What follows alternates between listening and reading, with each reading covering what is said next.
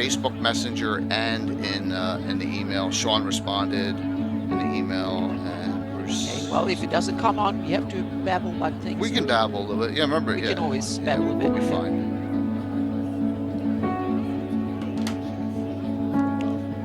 I can set up the giveaway too. Yeah. So now I'm going to kill off the main Twitch here.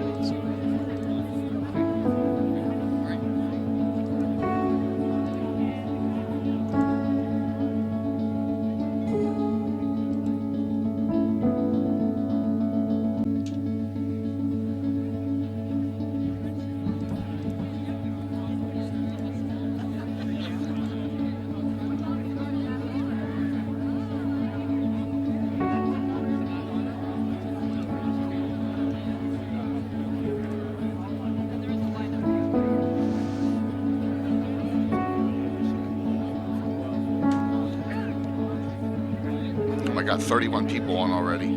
Oh, wow. Good evening. Can you hear me? I'm still waiting for Bruce to hop on, so he's the first one, but we should be okay.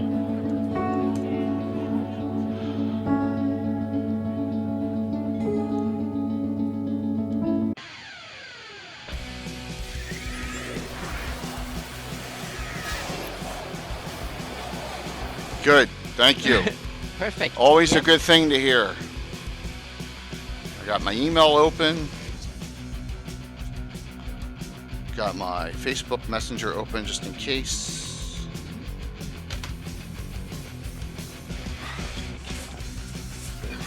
Thanks,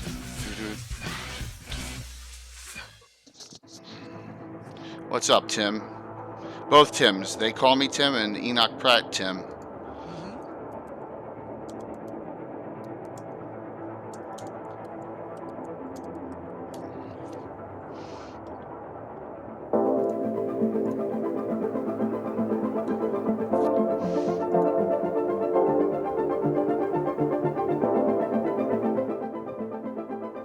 Thank you.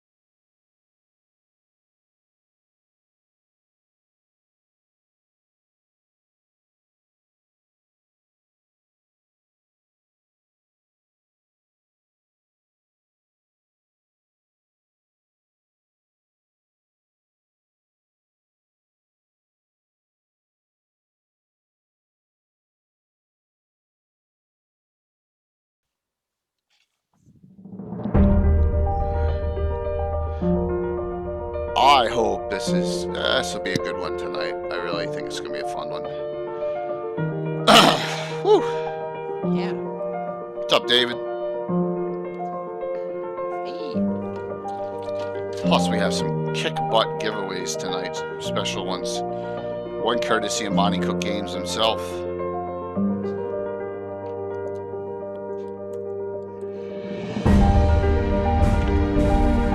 Chapter Grim, hello, and thank you for the recent follow. I think I just saw you on the follower list today or whenever, so that's awesome.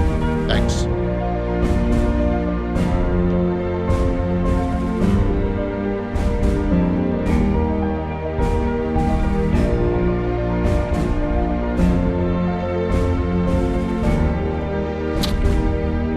What's up there, Big Mac?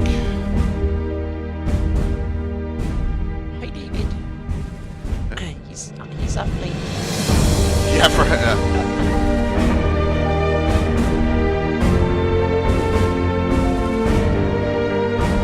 all right, here comes Bruce.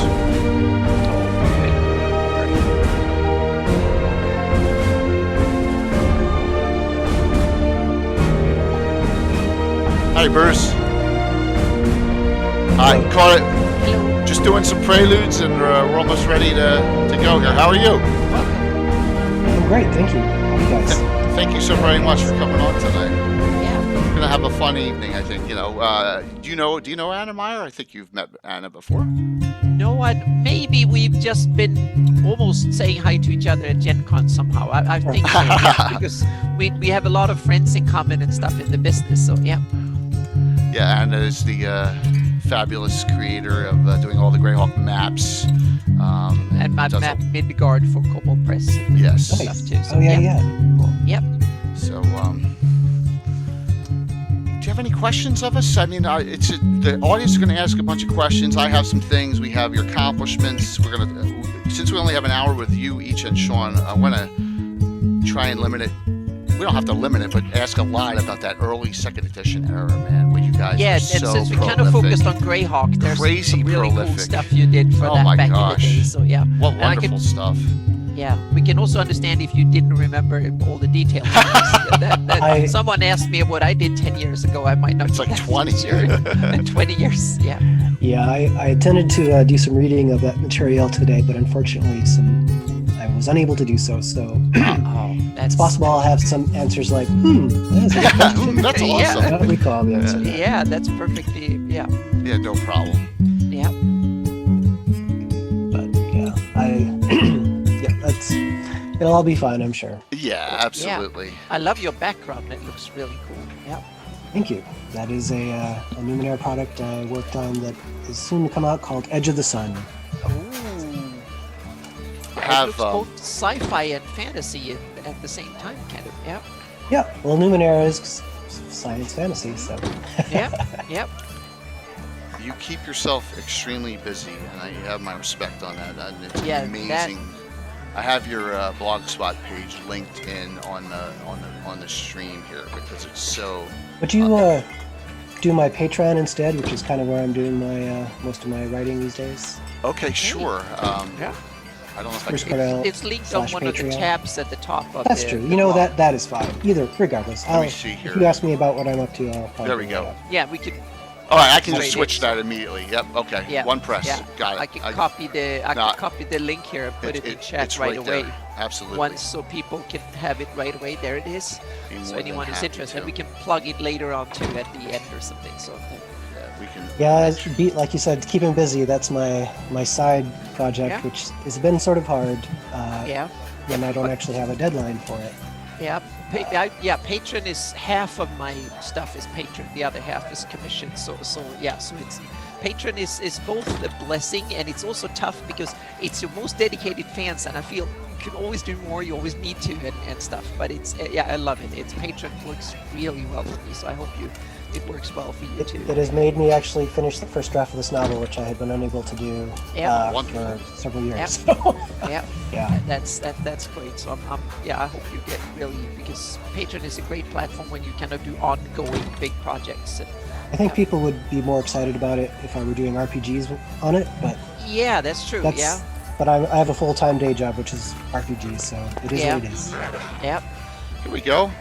Boom. So we had some great accomplishments showed there. Good evening, everyone. I'm Jay Killer Gazumba for another great discussion tonight. We have two legends of the gaming industry on, and it just so happens they both are now currently at Monty Cook Games, and they have something very generous for you, the audience, this evening. With me, as always, is my counterpart in crime, Anna Meyer. Hey. And please welcome guest number one. I'm honored because there's so much of your stuff I use to this day, so much of your accomplishments and your publications that Bruce Cordell. Is it Cordell? Is that how you pronounce it? Or Cordell, that's correct, yeah. Welcome. Thank you for coming on this evening. Well, thanks for the invitation. It was very generous. I'm happy to show up and talk to you guys. Awesome. It is, and this is a stack that I put together from what I could find from my library Okay, and hey, thank you very much for the subs. You'll be seeing a lot of dinging, just like on Twitch, with the fans in the Grail community are going strong after all these years. This is Yeah. just a little bit of it. So and some of these really are close to what I've used in my campaign, and we have a lot of questions I have from the audience ahead of time. But the big one is, how did you get started in this industry? Because I know like Gates of Firestorm Peak is your first one at TSR slash Wizards at that time. How did you come to be getting? What happened? It was a bit of a interesting thing. I was working at a pharmaceutical company in the early '90s, and right out of college, and I had that was the internet when it was just getting started, and they had multi-user text-based dungeons, MUDs, Mhm. and mushes, shared hallucinations, as I called them. And I, Hmm. because we had these, I was part of the team that made RNA and DNA molecules on the synthesis machines. We had a connection to the internet, and I was like, oh, what is this? And I got really into coding, first to the Amber mush, and then really into Ellendor mush, which was a Tolkien-based mush, and I really just kind of fell down that rabbit hole. And they called me the king of database bloat at one point because I was just so prolific in that world. So, and meanwhile, I had also been doing some freelance for Iron Crown Enterprises. Oh, Oh Um, wow, I did not know yeah. that. Wow, that's pretty awesome. well, my friend Monty Cook was working at Iron Crown Enterprises, and he was an editor there. And for a couple of years, he was saying, "Hey, you should submit something. It might get published." I was like, ah. And every year he'd say, "Hey, you should submit something." And finally, I said, "Okay, I will do this thing." And I did get a few things published there. But then fast forward, I was working at the Iron Crown, excuse me, at a biopharmaceutical company, and TSR said, "Hey, we should have a multi-user dungeon, based on Dungeons and Dragons. I mean, it makes sense." And Oh, yeah. I applied for that job. They hired me for that job. I showed up out there, and then in the 2 weeks it took me to quit my job in the pharmaceutical company, because I knew I had to take it, right? I had to Oh, yeah. take this Sure. job because how Yeah. could I not at least see what was into it? The president of the company at the time, Lorraine Williams, apparently decided, no, we're not going to go that route. And so they said, well, we have an opening in the core D&D team. Do you want to just take that job? I'm like, okay. All right, well, you're going to be writing Gates of Firestorm Peak. We have a title. That's all we know. Write it. Wow. Wow, that's kind of cool. So you really ended up in there on a banana peel, so to speak, kind of. It's a little Yeah. crazy. And Yeah, that's awesome. by the time, so I was halfway through Gates of Firestorm Peak, maybe 3/4 of the way through, and the way they would schedule things was a little bit, based on people's time and how much freelance they could also take simultaneously. And this is kind of a crazy, weird thing, but I had been assigned to write Return to the Tomb of Horrors, I think. Well, it was pretty soon, right around that time, before it was really clear, if I was going to even be able, who knows, a first-time designer, what are they going to do, right? Yeah. Yes. And but obviously, I turned over the design for Gates of Firestorm Peak and many other things on time. That kind Yeah. of became my thing, which is meet your deadlines. Bruce Cordell meets Yeah. his deadlines, so it Yeah. always worked out well for me to meet my Yeah. deadlines. And not too many edits or too much that you had to rework. So yeah, that's awesome. Oh yeah, totally. So it sounds like you had a very technical background in a completely another industry, college and all that, and then this opportunity came out. Was Monty there? Was it Monty's suggestion for you to go after this I'm sure job? he was the one that said, "Hey, there's a position open here for the internet-based thing, and I know you're into that." So I'm Yeah. sure he's the one that pointed it out to me, and I'm sure he put in a good word for me as well. Fantastic. It just was weird that TSR then decided not to go down Yeah. that road. But they're there now, years later, of course. Right. Yeah. Yeah, absolutely. Very interesting. All right. So real quick here, this is unbelievable as far as the giveaway goes. Monty Cook Games is very kind enough, and I've already set it up. So this is not even out yet. And let me just pop this up. This book, Godforsaken. Monty Cook and Sean K. Reynolds. It comes out, I believe, the end of the month. The pre-orders are done the end of the month. We are giving one of these away tonight. The pre-order for this, shipping into the continental United States as well is covered. All right, that is one of the giveaways for tonight that has been set. It's exclamation point drawing, and then one of our great fans, everyone knows Canadian Ancient Gamer, Patrick. We're going to give away a DM's Guild copy, and these are mine. They haven't come yet. They're going to be here any day, of The Shattered Circle by Bruce Cordell and The Scarlet Brotherhood by Sean K. Reynolds. Okay, so those are going to be it. There'll be 3 giveaways tonight. So hopefully that'll make everyone happy with that. That book looks incredible. I mean, it's all color. It's beautiful. So I was looking at that on. And let me just pop this up real quick here. We'll do that. And there's the link to it. There's a link to the page for it. And if you just click on that, you'll be able to see what we're talking about as far as God Forsaken goes. All right. So Gates of Firestorm Peak. Everyone loves that module. I mean, everyone loves it. I know it's like a top generically based module.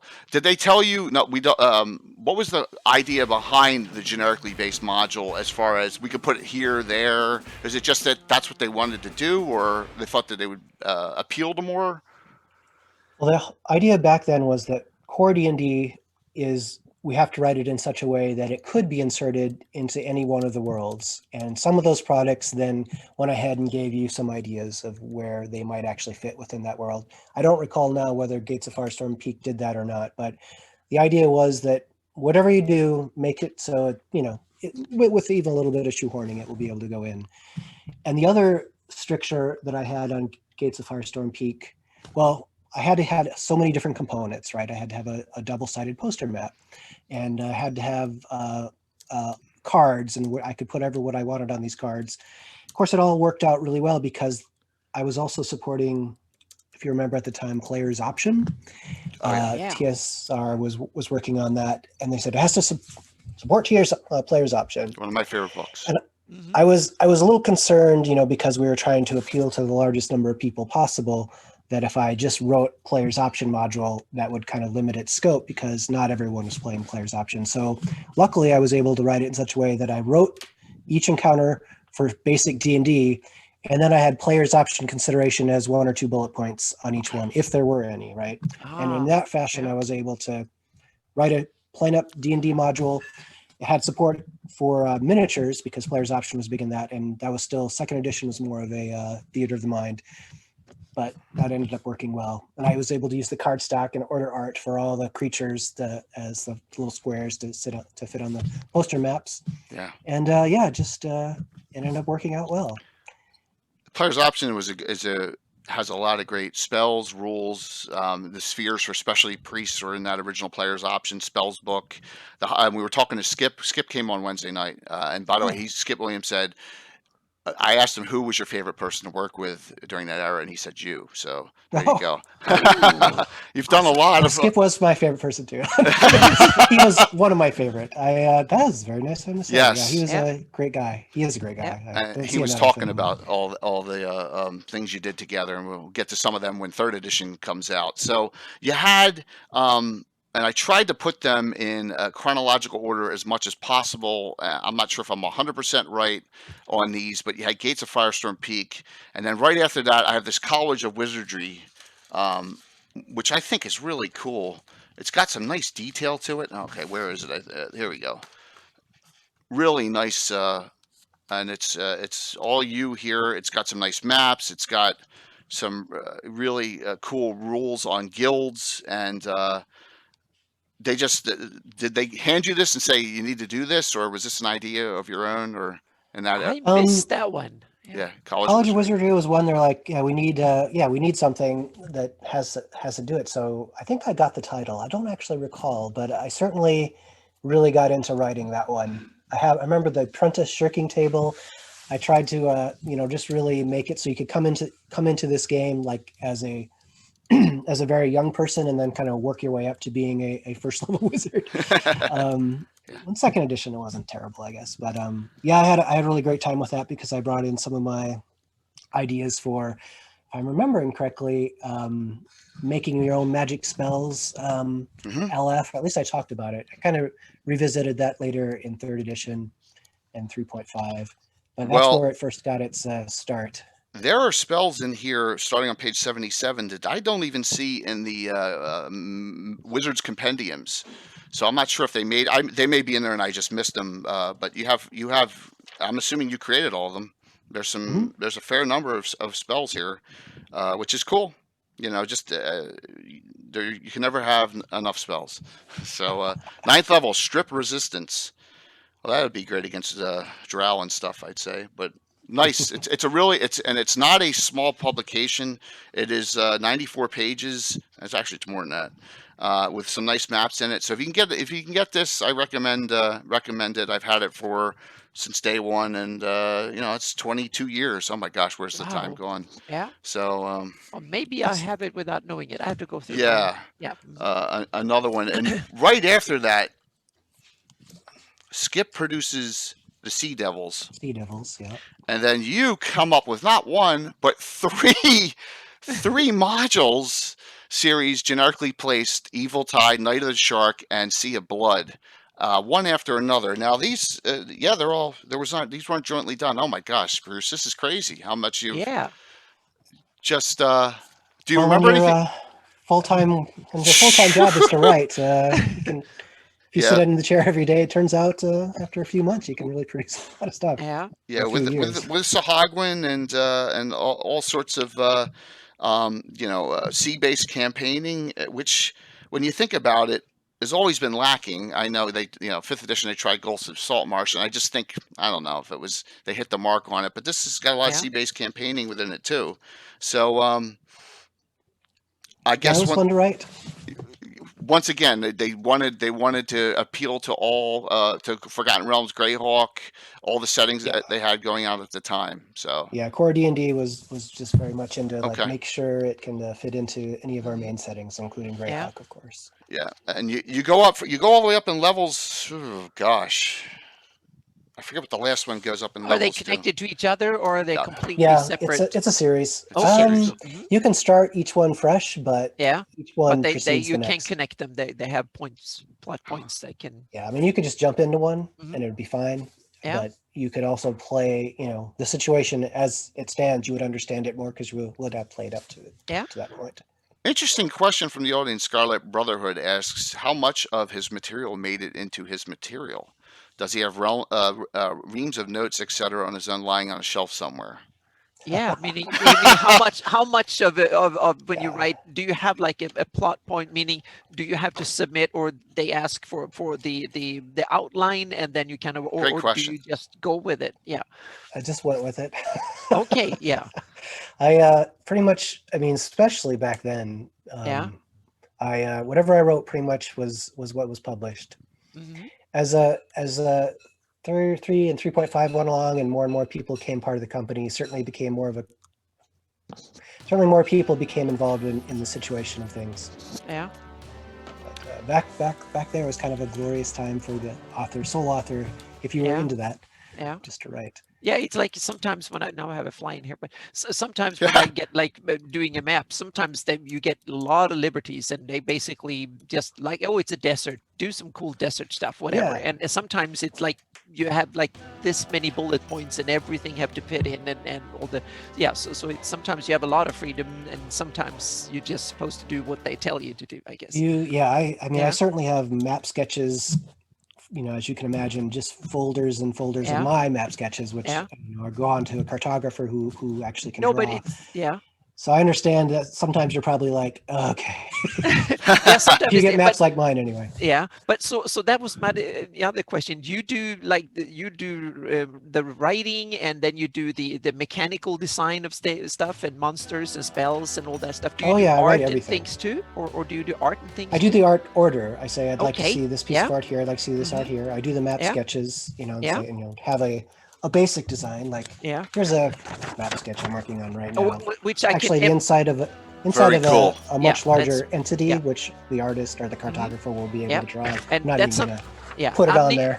Yeah, and I need to emphasize to everyone who's viewing this, the sketch for an art order is so important. So if you want an artist to work on something, the way you present the project and the sketch to the artist, it's the biggest thing, much more important to me than the price. To be honest, so Yeah. that is really important. And I get questions like almost on a weekly or at least a bi-weekly schedule. People ask me to do work commission and stuff for them, and my biggest caveat is what the information they're giving to me. So if you want to hire me, and I guess that goes for a lot of other artists of various kinds, provide a good sketch and a good description of what the work is. That is as important as the price. TSR taught me well. I mean, it was Yeah. very important that I have very clear map sketches, that I had a map order, I had map tags, right? Yeah. You know, everything that's like, here's how everything is spelled correctly, you know, the map tag file, Yep. the map order, I mean, anything you can provide the cartographer Yep. or the artist for that matter, you know, the better Yep. you'll be. Yeah, especially if you want it on time. Yeah. Yeah, Yeah. absolutely. I'm sorry for the tangent. So No. See, this is good because while you're talking, Anna, I can get all the questions because Yep. you know me, I'm multitasking like crazy. Yep. Bruce, you gotta. I was telling Anna before. We've had Eric Mona, Luke Gygax. I'm actually the most nervous tonight because of all the stuff I utilize stuff. of Yeah. yours, all the gaming. For example, if I go through Thank you. It makes me happy to hear that. Oh, absolutely. See this stuff Yeah. in circulation. Well, I'm not sure if you know, my campaign's 40 years old. We're in the 40th year. It's ongoing. Greyhawk since I was 1980, playing with my same group of friends. And so if we go to your publications, I'm on adventure number 894 now. Shattered Circle was number 363. Sunless Citadel, I ran at number 411. He logs every game. I Yeah. all the way back to number 1, and 19, and Return to White Plume Mountain was number 431. So there you go. Yeah. So and we got to talk about that one in depth because that is yes, a lovely one as well. I was going to pull more of that stuff off, but it looks like you've already. I got most of them. I got most of them. Asher the Bear, who's a huge regular, Dwayne, asks, did you have an art manager or did you have to find the artist? I'm assuming you had an art manager at TSR in those days. Yep, there was always an art director of someone or another. I think the first art director I worked with was He was the art director of Return to the Tomb of Horrors, and he did a fantastic job, I thought. Let me look it up. I got it right here. Yeah, I could. Okay, it's probably closer for you than for me. Yeah. Art director says Dawn Murren. Oh, you know, she was probably the last one, but there were a couple art directors, at least one before that. Okay. I'm sorry, his name was not in there. Now I feel bad. I will come up with it before the end of this. Let me look in Evil Tide. Would he have done Evil Tide as well? Actually. Interior art, Glenn Michael Angus. Cover art, Paul Jacques. Well, there you go. Janelle, I should say. Is there an art director? Huh. Graphic design, Eileen Mecca. Typesetting, it doesn't have an art director here. Well, I'm sorry to hear that. Well, I doubt he's watching anyway. So. Yeah, so Tomb of Horrors, Return to the Tomb of Horrors, I wrote it, and I think my first, and then right around that time, TSR started to get into financial trouble, and so the initial publication was delayed, and then it was delayed again, and I think I went through like a series of 3 different editors, like starting with maybe John Ratliff, and then maybe Skip at some point, and then maybe Steve Winter at some point. It will have the 3 different people, and it's probably the same with the art direction and stuff. And I was so excited when it finally came out, and I think it actually finally came out after Wizards had bought the company and brought us all out to Renton out in Seattle, south of Seattle. So Skip, who's got the editing on this, told us something on Wednesday night, and I don't know if you were privy to this. When he did in the same box version, the Rot of 7 Parts, he said it's great, but it didn't make us any money because it took so much to put together. Did you hear about that? Because this has got a lot of content in it for the price. I mean, this was only $30, $29.95 for this box set, which is you don't even know what the box set costs now out on eBay. It's crazy, but it has some really nice content in here. So it would be sad if it made them no money, but I guess it's possible. Yeah, it got some renown, but it depends on I think it all got sold, right? So Yes. hopefully whoever was putting that together priced it, but I'm Yeah. not privy to that information. And the box set is like, it just feels great to have that on your shelf. You know, you got, and getting them is getting more and more difficult. I just got a Night Below box set. I don't even want to tell you what I paid for it. They're hard to get a hold of now because everyone wants them on their shelf.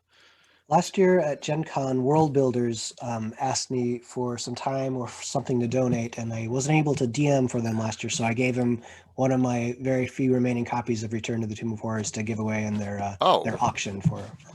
So Wow. I think I'm done giving away my copies of things because I want at least a couple of each thing I have. Oh, At least for Return to the Tomb of Horrors. Oh, I don't blame you because, you know, Yep. it's just, like I said, so iconic. One to and- sit on the shelf and one that I can go into and, mess around with. What about now? This one is one of the ones we're giving away tonight, okay? And that is Shattered Circle. I actually have the log sheet for the characters inside it that we used, and some of these characters are now 9th, 10th level, and they're 1st, 2nd, 3rd level in here. And it's Jake Winchester, if you ever Yana Hawkwing, Scorn. So we did this. It had to be. Oh my gosh, what year just come out? 2000? 1999 to 2000 this came out. So, do you remember much about this and what your thought was on how, what you wanted to convey through this adventure? I remember it was enjoyable. It was a low level adventure. It was getting close. We were already starting to think about 3rd edition. But it's kind of like the last low level 2nd edition module that I think we put out right around there, and it's Core D&D. And it is 2nd edition, right? I'm not. Yeah, it's 2E. It's definitely Okay, 2E. good. Yeah, Yeah, absolutely that's my 2E. memory of that. And that Yeah, 2E editions style. are hard sometimes. Yep. Yeah, and that 2E style definitely. I remember there was Yeah. a child. There were some children that had been gone missing, and that was bring you down into this area below. Yeah, no, I remember certainly writing it. Every time you write one of these things, mechanically, you're trying to come up with a way that's not too like in your face. Like, why are people going through each one of these weird rooms, right? Yeah. I mean, Yeah. ultimately, so each one of these things has to be something that draws people on. And I remember for that one, I wasn't necessarily 100% happy with how they had to get the components to open up something later on, but that's what I went with. And Yeah, it people seemed kind of happy with it. it kind of has a show can't feel to it with that middle. Yeah. You know, that's the way it's cool. set with all the Yeah. surrounding areas around it. So, it definitely was cool. Good notation. One of our regulars who has his own stream, Mike Celestian, and he does coding. He is the coder for Fantasy Grounds in 2E, the old Renaissance one, says this is coming out for Fantasy Grounds in 2E. Cool. Yes. So there you go. Very So thank you for that, Mike, that update. So if you're all of you VTTers out there, you can play Shattered Circle shortly. Mike, do you have a time and date? Celestian also says, Bruce is my all-time favorite 2E venture creator. Loved his work. And so there you go. And like I Thanks. said, Mike Yep. is Mike. he's a very big contributor to all the working for Fantasy Grounds. And thank you for that shout out, Mike. I appreciate it. So as we continue through this reminiscing on the 2E era, which hopefully you're enjoying this, I just, like I said, I am a 1E, 2E to this day. Old school DM. I've incorporated feats into my system and some other things, as Anna calls it. What we decided, 1.75, Anna? Well, yeah, Yeah, no, it's more whatever like you call it. 2.75. Okay. Yeah. You kind of you have the Yeah, you I have your that own feel kind of to it. Yeah, you have your own 3rd edition version, so it's almost All right, You have a 2.75. next on the list. Yeah. Phew. Immortality at any price breeds a menace beyond measure. I love that. Return to White Plume Mountain. Now, Huh. the 25th anniversary silver box set edition. Bruce, okay, were you going to say something? It is wonderful. Now, here's the thing. A lot of people are like, they don't like return tos. They don't like sequels. I like this way better than the original. Way better.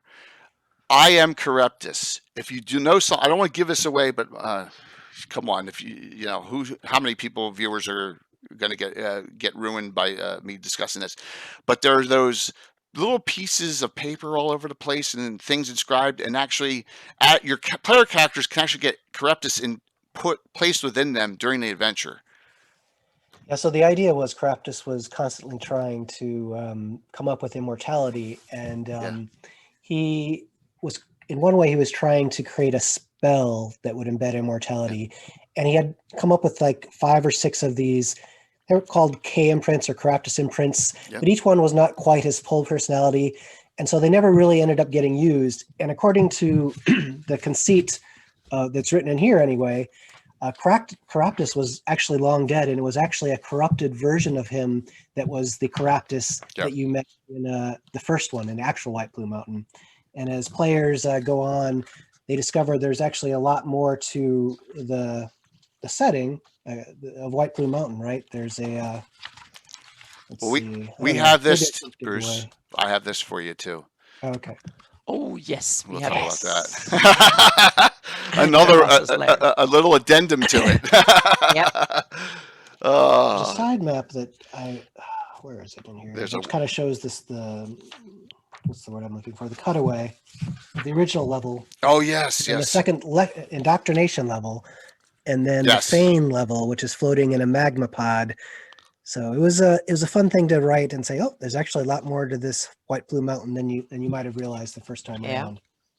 And so I just gave a bunch of stuff away right there. But that's okay, because I want to get people excited, because I'm assuming a lot of these you can get on DM's Guild now and get them and play them. We have a lot of not only old schoolers, but we have a lot of new people that have come back into Greyhawk since in the last year. We got like 6 Twitch channels are doing Greyhawk content now, so it's coming. It's really an exciting time.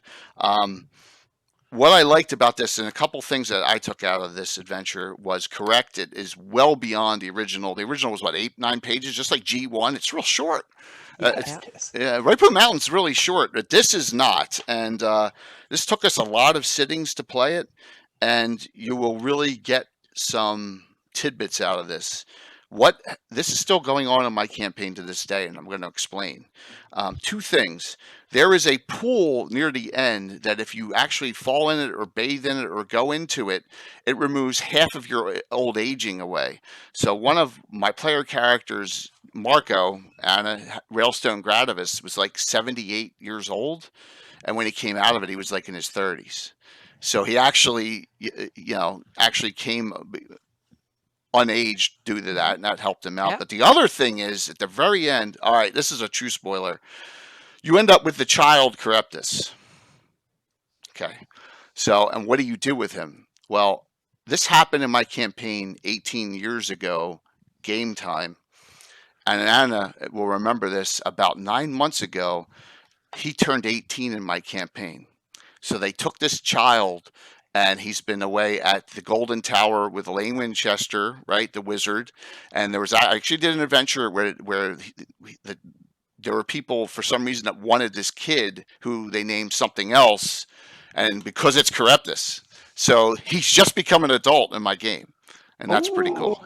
So now you're in for you can that's an awesome NPC you can start using again. So it depends on what direction we go from there, Bruce, which is really cool, man. And that's an imprint from you, and just that is super awesome. Remember to read that quote on the bottom of page 60 from the lyrics, "When you dream about a child and how they grow." His Fontanelle Pulses, that one under XP Awards. Yeah, before you go on and continue that adventure, I don't know. I mean, this is actually perfect for the child. Yeah. It says that's my dog. Dog pain pill. Sorry. No problem. His Fontanelle pulses with lives he's lived, with memories he'll learn to ignore. And when it is closed, he already knows he's forgotten all he knew before. But when sleep sets in, history begins, but the future will win. Oh, that's awesome. When you dream. That's pretty cool. So Steve Page and Ed Robertson wrote that for you. Nice. Well, They wrote it, and I was able to put it in here because I thought that would really set up what you Okay. just explained so well. The fact that you actually had that happen in your game, and Yeah. now you have that to go forward with. That is amazing. Yep. Well, thank you. I I'm- love, and Anna will tell you, I love the long-term art, Yeah. campaign Yeah, arc, I do and I've too. had Yeah. 20, 30-year-old arcs, and this one is one of those that's going that long with 20 different adventuring That's- groups and 2,000 character PCs and NPCs, and Yeah. it's a little bit crazy, but Yeah, and I'm mapping the area of Southern Shieldlands going up towards White Plume Mountain. That I'm doing it for my own campaign, but my patrons, and it will be on my website. So it's coming. Very cool. So yep, and I will map it at 5 feet per pixel resolution. yes. So Goodness it's going to be photoreal. And what's your Patreon name? Just out of curiosity. It's gonna- Anna B. Meyer. Okay, Hang on a second. Yeah, Anna B. Patreon/Anna B. I'm Meyer. gonna link it on Twitch right now too.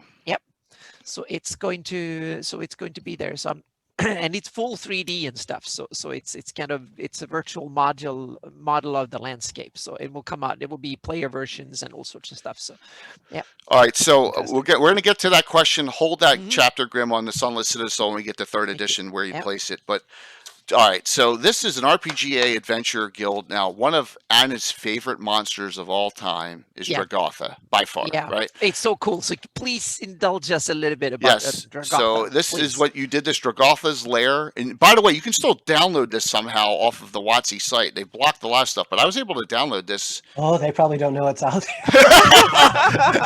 Yeah, you've been able to download a whole bunch of stuff from TSR's website. So if you go right here, Oh, okay, I'm this showing is- you yeah. with an arrow pointed right here. See this Dragotha's lair? I'm doing this underneath. You click on this free digital download. You can still get this. Okay, I'm going to tell everyone now while I can still do it, so it still works. So yes, please tell us about this. Dragotha's lair. You're It muted. was meant to be a just kind of to get people excited for Return to White Plume Mountain, and also I think it was supposed to be for the RPGA at the Yes. that Yeah. was how it was pitched to me anyway, and Yeah. we just wanted something to kind of fill this blank, but also to kind of make people excited about Return to White Plume Mountain. And well, in the original the map, all you really knew about Dragotha was the thing on the map saying, "Here's Dragotha's lair," right? So I was like, exactly, a little arrow. let's find out.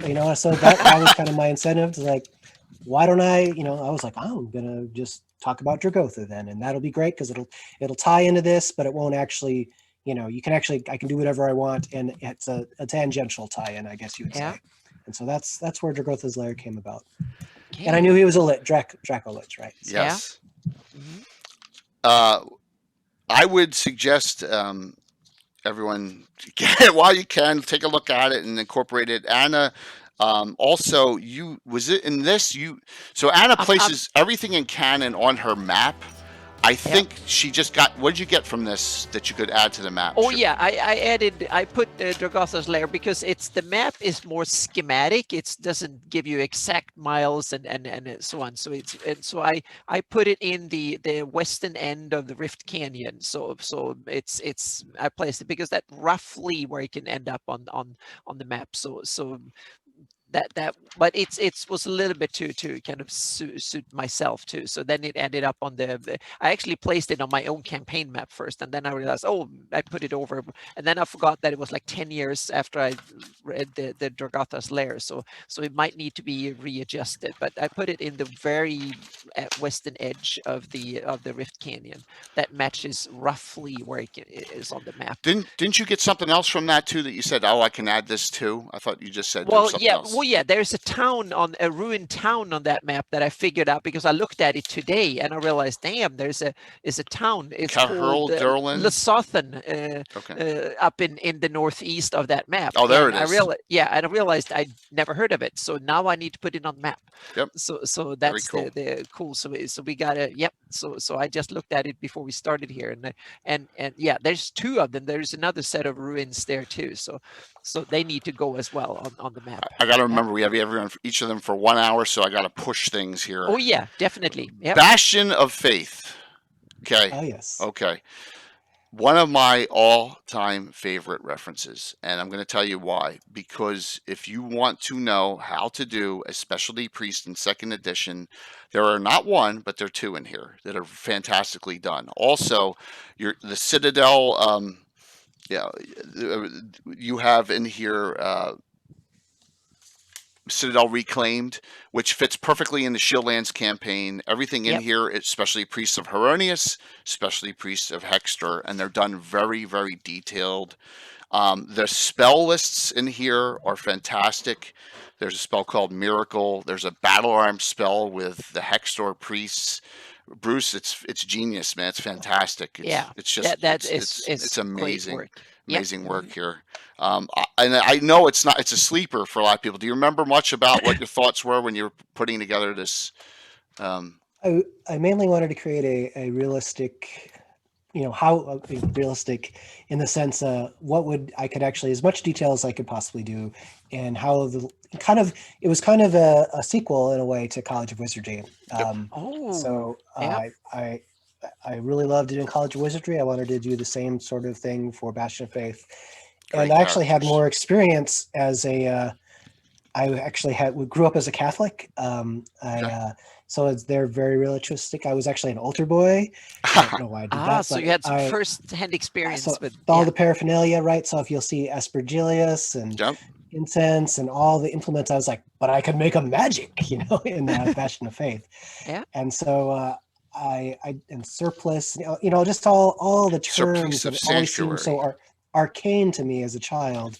I was actually able to bring and put into this, Censor of Perpetuation. Yeah. I can see that. Everfull Aspergillium. There you go. Yeah, very, very cool.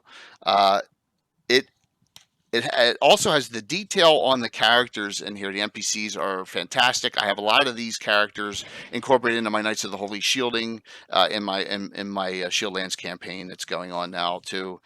So a lot of these characters are key. Yeah, definitely. I want to just say kudos to this. This is in my top 5 of all time reference books that have ever been created for the D&D game. Yep. So It's so cool. yeah, Yep. definitely. And here's a funny thing: if you you have to tell me this while I have you here. Was that a joke to put Mel Gibson on the cover? If you look at the artist's name, he maybe That's what he I liked thought. to use a lot of references of real life people. Okay. So if you see his name in there under the Art. cover artist, Okay, let's see. Cover artist Tony. Oh my gosh. Dieter Sudlow. Sudlow. Tony Okay. Sud- Yes, he was kind of known for that sort of thing. So Okay. maybe a joke, maybe he was just like, this is a face I'd like to use. The end. Okay. So I thought so. I was like, that really looks like Mel Gibson. Since it's That's Tony awesome. Sudlow as the artist, I would Yep. say that's possible. Don't know for sure. Okay. But hey, we're surmising here. The last of the two E's, Die Vecna Die. Now Literally the last. this is done by you and Yeah. Steve Miller. Yes. Very large. This is the last 2E that was done. Period, is what you're saying. Okay. Yeah, because that by that time, third edition design was quite well along, and we wanted to have an opportunity for a GM to be like, well, what can we do that is a campaign, wrapping up your campaign sort of event, right? And that was what this was intended to be, and be like, and if you wanted to start a new game, it would make sense now why some of the cosmological rules are slightly different, because in the course of Die Vecna Die, momentous cosmically changing things occur. Yeah. I wasn't originally on that project, but I was brought in, and I basically wrote the first third and the last third. So I wrote the Greyhawk portion, and I wrote the City of Sigil portion, Planescape, I guess you would say portion. Right. Yeah. And Steve Miller penned the Ravenloft portion. So we worked together, and it was a very fun sort of project to put together. So it's like It was epic. it was Ryan Dancy's brainchild, to give him credit for that. He was actually the one that actually said, it'd be good if they started in Greyhawk, went to Ravenloft, and ended up in Planescape. And I was like, let's do it. Yeah. I'm sold. It is definitely a possible campaign ender or wrap up, or I mean, it is yeah, definitely hardcore. And okay, that's great to know that was the idea behind the end of the 2E era. Yeah. As we go into the 3E era, you really were not that involved in Living Greyhawk like Sean was. You kind of went the generic route more. Um, I stayed in core D&D, and okay, because we came out with a actual Greyhawk line, then there was more divergence, right? Although I was still Yeah. writing core D&D, which is yeah, still supposedly In the something you big, could put yeah, into any especially one of early your days, worlds. it was supposed to be set in Greyhawk. So yeah. Yeah, right, that's true. That's right. Yeah. Yep. so you And then come so out. some of the threads I brought I mean, they're very small Easter eggs, but many of the threads I wrote about in some of the earlier, even Gates of Arstern Peak, made it all the way into my third edition writing. Oh, So in very that nice. sense, little names and Yeah. pieces of lore and stuff. Hmm. And you just kept it rolling in 3E. This is Yeah. the number one selling 3E adventure of all time, correct? Sunless Citadel. I think I I mean, believe it's so. Yeah. extremely popular. We missed Reverse Yeah. Dungeon. Sorry about that. I know. But hey, that was kind of cool. John Rat. That's what you did with John Ratliff as well. Hey, let's It be was the bad another guys. one of those projects where it was like, I wasn't on it originally, but I was able to come in and and work on that as well. Did you ever sleep? Bruce. I'm not trying to be facetious, man. You were, and if you look at your Still publications are. afterwards, it's insane, man. You're Yeah. like going constantly. It's crazy. Well, it was right around this time that I started, third edition, started writing novels for Forgotten Realms, and Yeah. I don't know. I was just able. This was before the internet, right? This was Hmm. before at least the modern iteration. So I was able to focus, pretty well, hour after hour after hour. And as long as I switched up what I was doing, write for 2 hours on my current project, write for an hour on my novel, right, and then go back to this, right, and you can get a lot written if you're Also, just you can in the switch between flow. that instantly.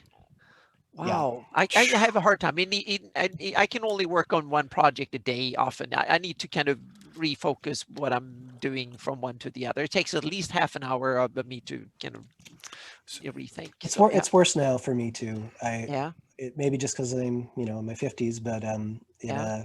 it's I think it's only because of the internet is my problem, right? It's like, oh, finish this. Oh, I got 20 emails I have to deal with something, Yeah, right? and Oh, and I go to emails and Slack, right? Facebook. And our intercompany Slack. Oh, I've got Yeah. 20 messages to read, and There's just staying so on top of everything is yep, yep. cutting into my productivity. Hmm. So Skip Williams claims something, and I want to see if you back him up on this. He said that this color module, and there's a whole series of them starting low, is the first adventure path because they were all like Yes. a series. Correct? Yes. Oh, Yes, and I wrote the first, fifth, and ninth, the last one in that adventure series. I think I So have I that was one able. here too. Is that it? Heart of Nangfa? Like, Yep. okay, Yep. That that's kind what of I. Cool. picks up after. Well, I mean, supposedly each one of the modules had some threads, but some of them went farther afield than others. But I made sure my three, first, middle, and last, kind of told Oh, I missed told the the middle one. story. I The missed Heart the. of Night Fangspire is the middle one, and Bastion of Broken Souls is the last one. Ah, okay. Maybe because I don't have that one. And look, my son left the door open. Oh my gosh. Now you You get know, cat invasions again or something. So yeah. Oh, yeah. there he is. Okay. Okay. He said something. I said okay. Whatever he asked, I don't even know. So there was another series. I think this came out later, much later. The Sinister Spire, and that was a series too as well. And this one, I haven't even taken this out of shrink. Bruce Cordell and Ari Marmel on this. Yes. So they went with another one, and I know there's like 4 or 5 in this one, if I recall correctly. Is this only one of yours in that series?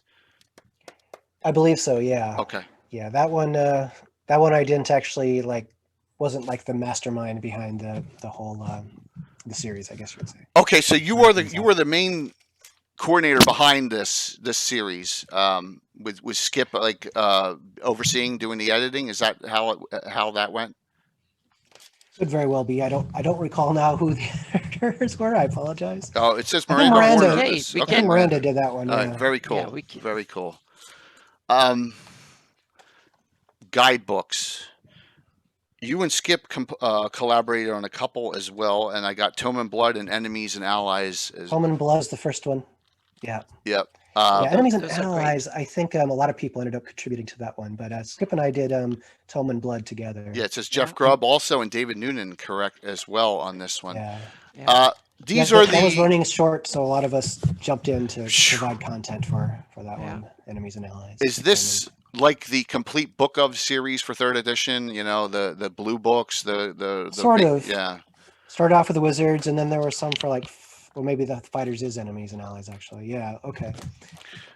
So I came in late on Enemies and Allies to help, make sure things got finished. But the Tome and Blood, Skip and I were on it from the beginning, right? And Skip was another person who, met his deadline, so those were good. He was very matter of fact in the discussions on all the things that were done and the amount of creativity that was going on.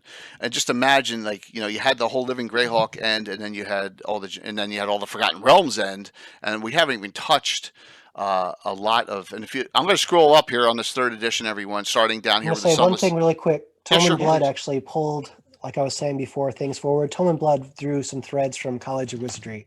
Oh, So okay. if you're familiar with Oh. College of Wizardry and Yeah. familiar, this is even Tome and Blood does not, 10 years ago? No, 20 years ago? I don't know. Anyway, it did draw some things forward from College of Wizardry, some of the characters and some of the. Ah. I did not illusions. notice. I did not know that, and I They were was looking for the small connections. Easter eggs, but Easter eggs are a good thing, man. Japheth Dark, I think, was in both of those. So Oh, cool. And there's a lot of prestige classes in both, and feats if you're doing third edition still or running Pathfinder. They're good. They're good reference books as well to look at. All right. So I got you to know for number 13. So Sean said he was going to come on a couple minutes early, so we'll have a little bit of a transition too, which would be cool. We go up, and you can see, look at this all the way up to Player's Handbook 2, which I'm assuming is 3.5. Player's Handbook.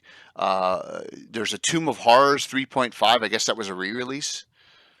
yeah, it was. I don't think we actually did it in a physical format. We just wrote Okay. it. I just did the update for 3.5 rules for the original Tomb. Okay. I noticed this in the early 2000s. You're getting a lot of ENnie awards. Mm. You're getting the ENnies at that, Manual of the Plains, an ENnie, Call of Cthulhu, Wizards of the Coast. When I guess they had the license back then, an ENnie, Yeah. Mindscapes. So you had some fantastic ENnies, and then fourth edition came out. Well, we have one. We go have ahead. one book more in third edition. A good Go for question. Let's not forget Epic Handbook. Oh, okay. Epic level handbook. Yeah. I don't have that one. Do you have that one, Anna? Oh yeah, I have it somewhere sitting Oh, on the she's shelf gotta here pull it somewhere. off But the it's shelf. Epic, Another thread to College of Wizardry. Thank you. Yeah. Nice. Let's see here. Epic level handbook. I was able to finally do my language of magic, which was hinted at in College of Wizardry, to actually put together in the Epic level handbook. I'm looking to see when that was. So you stayed at Wizards through 2010, it appears? 2013. 2013 you stayed through Schedule. Wizards. So you actually did some 5th edition as Yep. well. You did Yeah, a if you look lot. in the Player's Handbook for 5th edition, I'm credited as a writer. Although I'm a writer on all three. I'm a writer on all three of the main core books, but I get credit in the Player's Handbook. It So looks that's like you good. did a fair amount with Dark Sun in 4th edition. I did some. I did a lot of writing on Dark Sun. That, for whatever reason, that project kept getting reorganized after I did my main amount of writing. So actually, to go back to what an Thank you, earlier Alex. question asked, Epic levels. Yep. so that is actually one of the things where I did do a lot of writing that, because they ended up shrinking the product from its original scope, that is on a shelf someplace or on a hard drive. I couldn't tell you which or what, but Yeah. I'm getting like just looking here. Short stories. MCG is that? It says the Fixer, Tales of the Strange. MCG is that a MCG is Monty Cook Games. We just There you go. we just call it MCG. in 2013? for Monty short. was Monty Cook Games founded in 2013. It was founded in 2012, Okay. and Monty was actually a 5th edition designer as well. They brought him on as a contractor. And after about a year, he left and started MCG, and that's when he came out with Numenera. He did the Kickstarter for Numenera in 2012. And and as fifth edition was starting to wind down the design, I had been a novel writer at Wizards as well. I had gotten 9 novels written, and this was the time the book situation started to really go downhill across the world, right? The publication of softcover books went off a cliff, and Wizards basically said, "Yeah, we're not going to do book publication anymore." And the one place I could still write, like I was telling you guys earlier, like I could just write whatever I want under the age of second edition, without committees of people, was in novels, right? And Yeah. and then Wizards like, "We're not doing novels anymore." I'm like, okay. So I actually left Wizards to write a novel called The Myth of the Maker. And I was telling my friend Monty about it, and he's like, we could write this into a game and I could hire you. And I'm like, well, okay, let's do that. Sounds good. And so we came out with The Strange, the game setting, then a year later, which turned out to be the very same year that 5th edition was finally published, because it just took a long time, apparently, for that to actually come out the door. Yeah. So this came, according to this, out in 2017. This is Angry Robot Books, because all your other novels are published. Well, then I didn't finish the novel. Yeah, I didn't end up finish the novel then until several years later. I started writing it. Right. We wrote the game setting, wrote all the supplements for it, and I never had a deadline, and I never finished. And finally, I was like, okay, they finally got Angry Robot Books to partner with us, and I got a deadline, so I finished that novel, and that was. Yeah, because I see under short stories you have Recursion, Tales of the Strange 2014, and The Fixer, Tales of the Strange 2014. So you're putting out short stories, just not the novel. Yeah. Okay. Yep. Yeah. I want to flip back to 2010. You put out Gamma World, re-released by Wizards. Yes, Jim Rich Ward Baker and probably- I were the co-writers on that, and we had a great time. Actually, Yeah. that was a great time. Who else co-designed that, if I may ask? Wow. Okay, now I remember that Oh. coming out. Yes. Rich Baker and I Yep. were the co-designers of it, and Uh-huh. as it turns out, my partner of the last 10 years, Tora Cottrell, was the editor of this. Okay. Although at the time that's as much as I knew of her, but Yeah. Very it cool. ended up being a Very cool. So wait, I wonder if we can. listen, So I'll ask Grim. Chapter Grim wants to go back to the Sunless Citadel and ask, did you? Yeah. I'm not sure if you did. But where did you have a figure? This was where it will go in Greyhawk. Did you ever? I think was of just that going way? to say I got an email about that from a Brazilian dungeon master today. Really? And, yes, and it's so cool. And he asked, so we can bake it into both into one question. There is a, let's see here. The stronghold that was cast into the bowels of the earth when the Soul Imperium unleashed invoked devastation. Is it located in the northwestern Bissell, in the foothills of Thornwood, or where is it located? Wow, that's a tough one. Yeah, Especially it's a if tough you're not one. thinking about So, that. yeah. Yes. I got that Good answer, question Bruce. today. I got that I know. question today. I think, Anna, you're probably, as the person who's been thinking about these locations, you're probably in a better position to answer that question. Okay. Than I am. And I would go with your. So- your Okay, instinct. well, I have to think about it because It's I on got it like Flannis. 4 hours ago, and it was like, yes, that's the day too. So, It's yeah. on Flash Geographical Society, that discussion, and I guarantee you, Yeah. Anna will get it on the map in the next edition. Yeah, How's that so sound, we have everyone? so we have to do some Yeah. some research. We'll do and some read the research and figure sources that out. And then there's probably 10 other Greyhawk minds that know more about Greyhawk than I do, and we can kind of put it together. And I'll use my my masters in Flannery's geography, and we can kind of work it out. So yeah. While we have you, Yeah. can you tell us about your thoughts on the Cipher system with Monty Cook Games? So let's get Yeah. into what's going on That's now. really interesting. Yeah. So the Cipher system is basically a system where you judge any difficulty on a scale of 1 to 10 as the GM, right? And that's once you get that down, that's it, right? And you roll a dice to difficulties then are determined by 3 times that difficulty. So if it's difficulty 2, right, it's a 6 or higher and a D20. Yeah. And it's And as a how player- Oh, sorry. Oh no, I was gonna say, as a player, you have some ways to like reduce the difficulty, like by Yeah. being trained in something or specialized. You can reduce it by 1 or 2, or you can apply effort to reduce it by 1 or 2, right? You can Yeah. have things, but basically that's the system.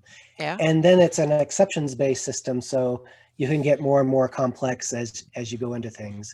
And the character it's the putting all the roles on the side of the players, so the GM kind of has more time to like tell the story and get involved in the narrative. So you both are attacking as the player, for instance, and if the creature is attacking, say it's a level 7 creature, that would be a difficulty 7 minus any defenses you would have, right? So you're doing a defense roll to being in when attacking as the player, and the GM has all the time in the world to make the story go forward. One of the things I really love about the Cypher system is that it gives it kind of I don't know what's the word I'm looking for. Anyway, it gives the GM the tool to actually intrude into the game Flexibility in a way for the that DM. makes the player happy, gives you 2 XP. It said, here, I'm changing the situation, but here's 2 XP, player. You keep 1 and give 1 to a friend of yours, right? But that kind of, you feel better as the player. At least I'm getting some XP when things, why did my rope break suddenly? Okay, well, here's 2 XP. How do you solve the situation now? The story has changed. So that's the Cypher system in a nutshell. And we have all these various different genres. We have the Cypher system rule book, right? And that it kind of was built on both Numenera came out first, not before it had a name, Cypher system. And then when we came out with the Strange a year or 2 later, I used the same core system with some mods, and we're like, oh, this is the Cypher system. And then we came out with the Cypher system core rulebook. Wow. And then we've since come out with various genre books. We have Gods of the Fall, Stay Alive, which is horror, a science fiction one I came up with recently called The Stars Are Fire. And we're coming out with a few more. Actually, hey, since I'm only here a few more minutes, please do. Please Cook Games. tell it. I got your Games. Patreon up too.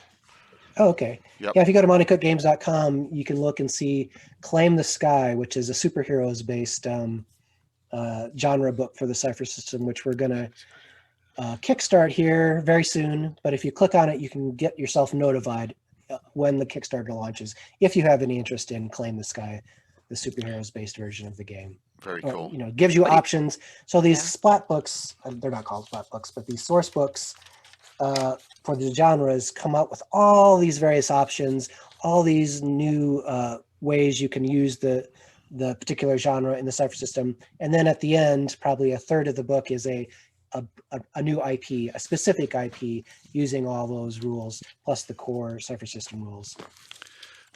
Let's see. I'll show you. Bruce, why don't you tell us about what you get in your Patreon too, and see if I guarantee there's going to be people that are interested in joining up. So if you go to oh, there we go. Stars Are Fire. Stars Are Fire. Nice book. Yeah. You guys don't really nice books, nice hardbacks. Really, very I love well done. the art on this stuff. It looks fantastic. Yeah.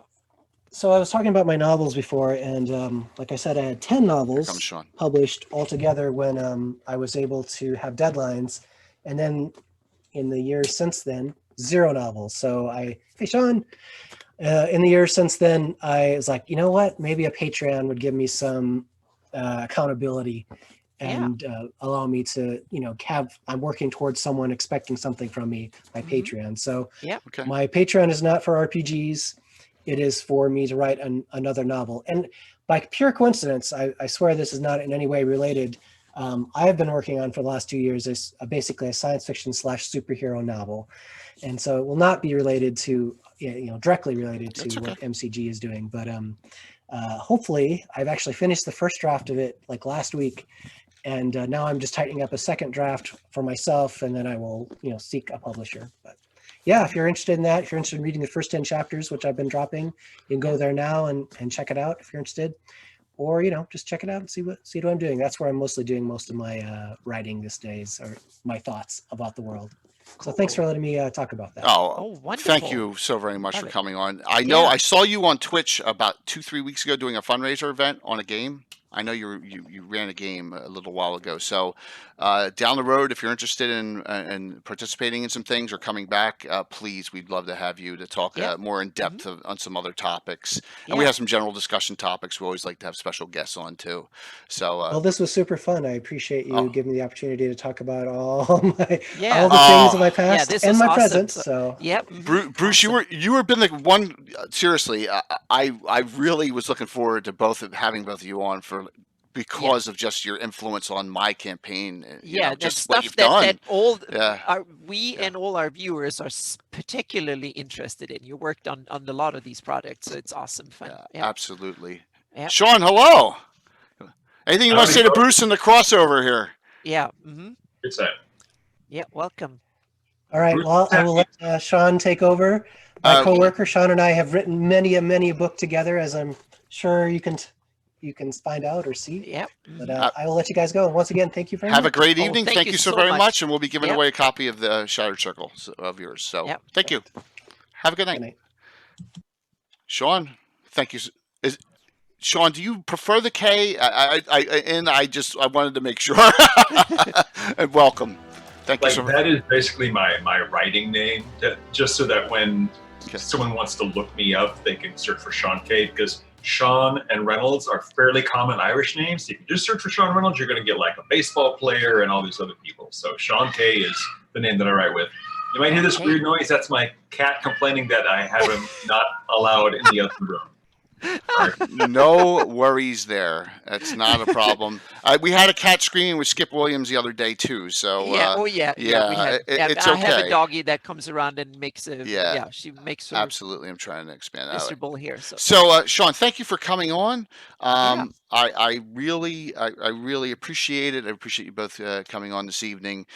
Please note that we've already discussed this with Bruce on that your company is kind enough to give away that you are the co-author of this, and that is Godforsaken.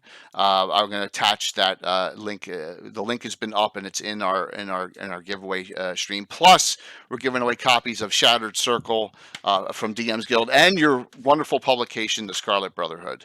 So, nice. Yes, absolutely. So, and the crowd is already all signing up for that, and we got like around 125 viewers right now on Twitch. So, great. Wow. Yeah, well, definitely. Thanks for having me on your show. I appreciate it. It's our pleasure. Yeah, I mean, we really are excited about this. So let me get your pile here. I had the Bruce pile. Yep. Here's what I dug up for that in my in my little library of products that are yours. And because we have you for an hour, we'll talk a lot about the early D&D era. Now, here's something. Gary Julian may pop on. I'm not sure if he's going to come on tonight or not, and we have a couple questions for you. Gary, be able to resist. Gary's like our new Leonard Lakofka. Leonard was on the show 40 times. Unfortunately, we had a nice farewell show and tribute show from last week. This Living Grail Gazetteer, one of the fantastic publications. You, Eric Mona. Eric's been on the show too. Sean Reynolds and Frederick Wining. Any memories from putting this together? Yeah. It is a wonderful. I mean, we're talking about almost 192 pages. Yeah, it's the Bible of Greyhawk. So, yeah, definitely supersedes everything else that was put out. So. I mean, that's like the one main 3rd edition source book we did for Greyhawk, because at the time 3rd edition was, we're going to have the core setting be Greyhawk Light and not really acknowledge that. So this was Eric saying, we really need to have a Greyhawk source book. Please let us do this. And they said yes. And so he wrangled himself and Fred and Gary and I, who had already been working on the 2nd edition Greyhawk stuff and doing a lot of stuff in Dragon Magazine with the gods. And the 4 of us write it. I think all of my work on that was just the deity stuff, because I had been doing some god articles. The other guys divided up the country stuff because they had already been working on stuff for the Living Greyhawk campaign. And they said, Sean, you've been doing all the god stuff. We want you to just do the entire gods chapter. And I said, I'm on it. That is awesome. That is so cool. Yeah. So did you add in anything here of note that changed anything or made a little tweak? I mean, there's a lot of Iridian deities in here, Becklunish, Sulis, Leonard stuff. There's a whole slew in this book. So anything that sticks out in your mind when you did this? Well, by the time we got to doing the Living Greyhawk Gazetteer, I had done several articles for the Sul gods and stuff, but a lot of the deities, even in the original Greyhawk folio, had not been touched at all in any stuff. Literally, so there were some gods, there was just this is the god's name, this is their portfolio and this is their alignment. And I'm like, then I need to fill in more of that. I did end up writing a lot of details for the four, I think they're the Flan deities of the seasons, and try to come up with an interesting way that the four of them would interact together, and then how they have the little rivalries, and that was fun.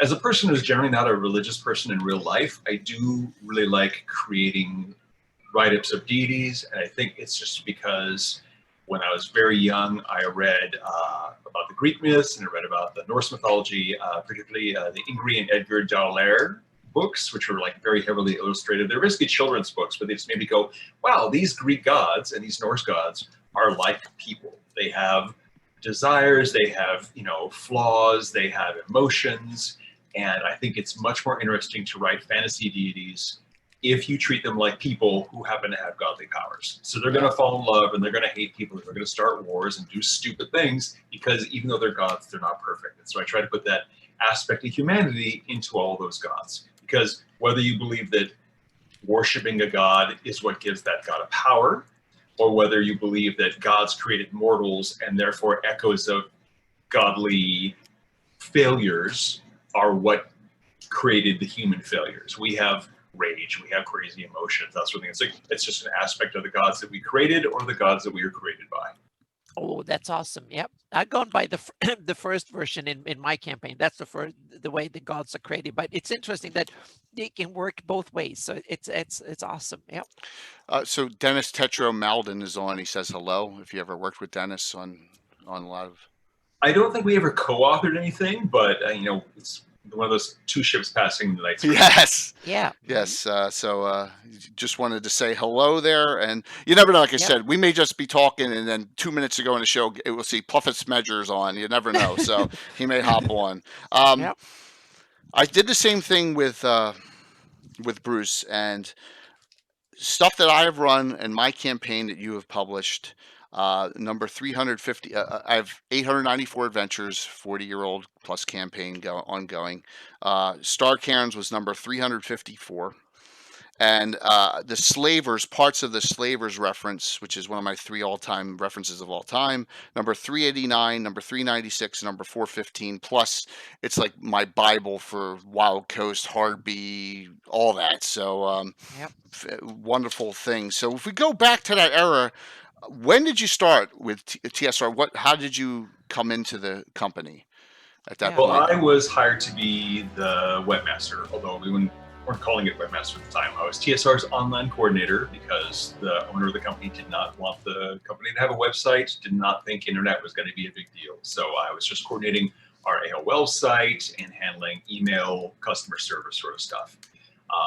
And I got to know the design team, all of them, the Greyhawk and Ravenloft and Forgotten Realms and all that. And eventually it came up where they had, back in that day when TSR ran Gen Con, they had a designer party every year at Gen Con that was just for industry people. And they paid for that. They made an arrangement with the owner of the company to say, all right, we're going to do a compilation book. I'm having a cat climb up on me. I'm sorry. Oh, that's okay. No problem. Yep. Just we've had worse happen during the shows. These books were always compilation books. It'd usually be like a collection of short adventures. And rather than paying the authors the freelance fee, the money for that would go to paying for the designer's party. And so this one particular year, they asked me if I wanted to, because I was friends with several people on design and editing. And I wrote a ghost entry for Children of the Night Ghost for Ravenloft. And that made them say, hey, this guy can actually write, even though he's a big internet nerd and a chemistry There it is, right here. Yep. And so it just led to me doing more freelance, mainly for the RPGA. And then when Wizards bought TSR, a few months later, I decided to leave the web team, and there was a design job opening up for Greyhawk and for Forgotten Realms, and I got picked for the Greyhawk team. And Wow. you looks like you started right off with, it always intrigued me when the maps first came out. They had 4 of the 5 of the Star Cairns mapped, but the 5th one wasn't. And did you have, when they gave you this project, did they give you a lot of creative allowance? Because every one is different. All 5 Cairns are different, and one has a necromancer, one has the underaged beholder, and one has all the golems maker in it, and it's pretty neat. So I was, how if you have any memories of how that went about on the Star Cairns. Well, when I finally got moved over to that department, because it took them a while to get permission to create a new job position for what eventually would be my job. Okay. And so when that finally happened and I got moved over to the TSR department, they said, cool, here's your first assignment. You're going to write this adventure for the Star Cairns. And by the way, you should have started it a week ago. Nice. So did you get like 1 week to do it, or like 3 weeks? Or I had 3 weeks. Normally at the time it'd be 4 weeks to do Yep. a 32-page adventure. And I just sat down and started writing like mad. And Star Cairns, there was nothing known about it other than there were supposedly 5 of them. The four of them made a pattern that suggested a 5th. Yeah. And they were supposed to be these old sites. And I just pitched an idea to the creative director for Greyhawk, who was Lisa Stevens at the time. And I said, I would like to do this. And she said, sounds good. And I just started writing, and that's what became Star Cairns. So my kooky Wow. idea was, this whole time people have been looking for them to be in a pentagon sort of pattern. And it turns out they were arranged in a V. And so you realize that the 5th one is in this other site, and it's been hidden away, and no one has gotten to it. That's where the Star Cairns, the kind of the culmination of those 5 sites is from. Yeah, and the mapping in here was pretty good as a reference to see, and it kind of links into a lot of the other publications at the time.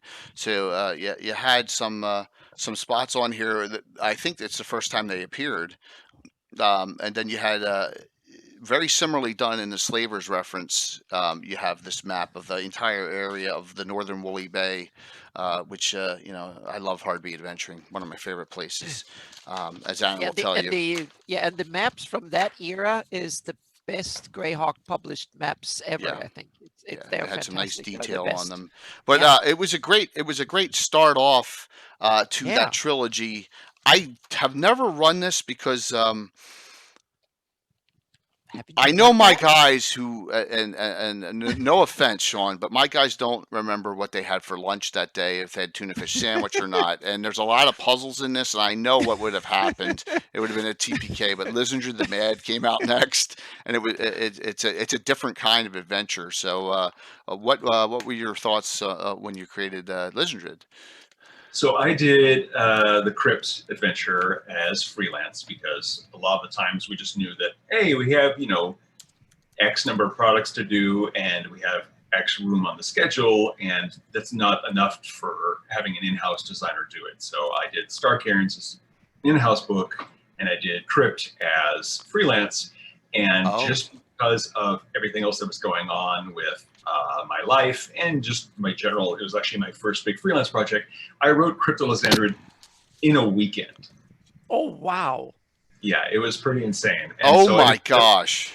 I gathered all these old puzzle books for inspiration on various puzzle ideas. I mean, the Crypt itself was going to be kind of a strange thing in that it wasn't a completely laid out dungeon that you would just be like, oh, now I go to room B, now I go to room C. It was this web of connected places that you could just drop in any sort of encounter that you wanted from the list that was in the book.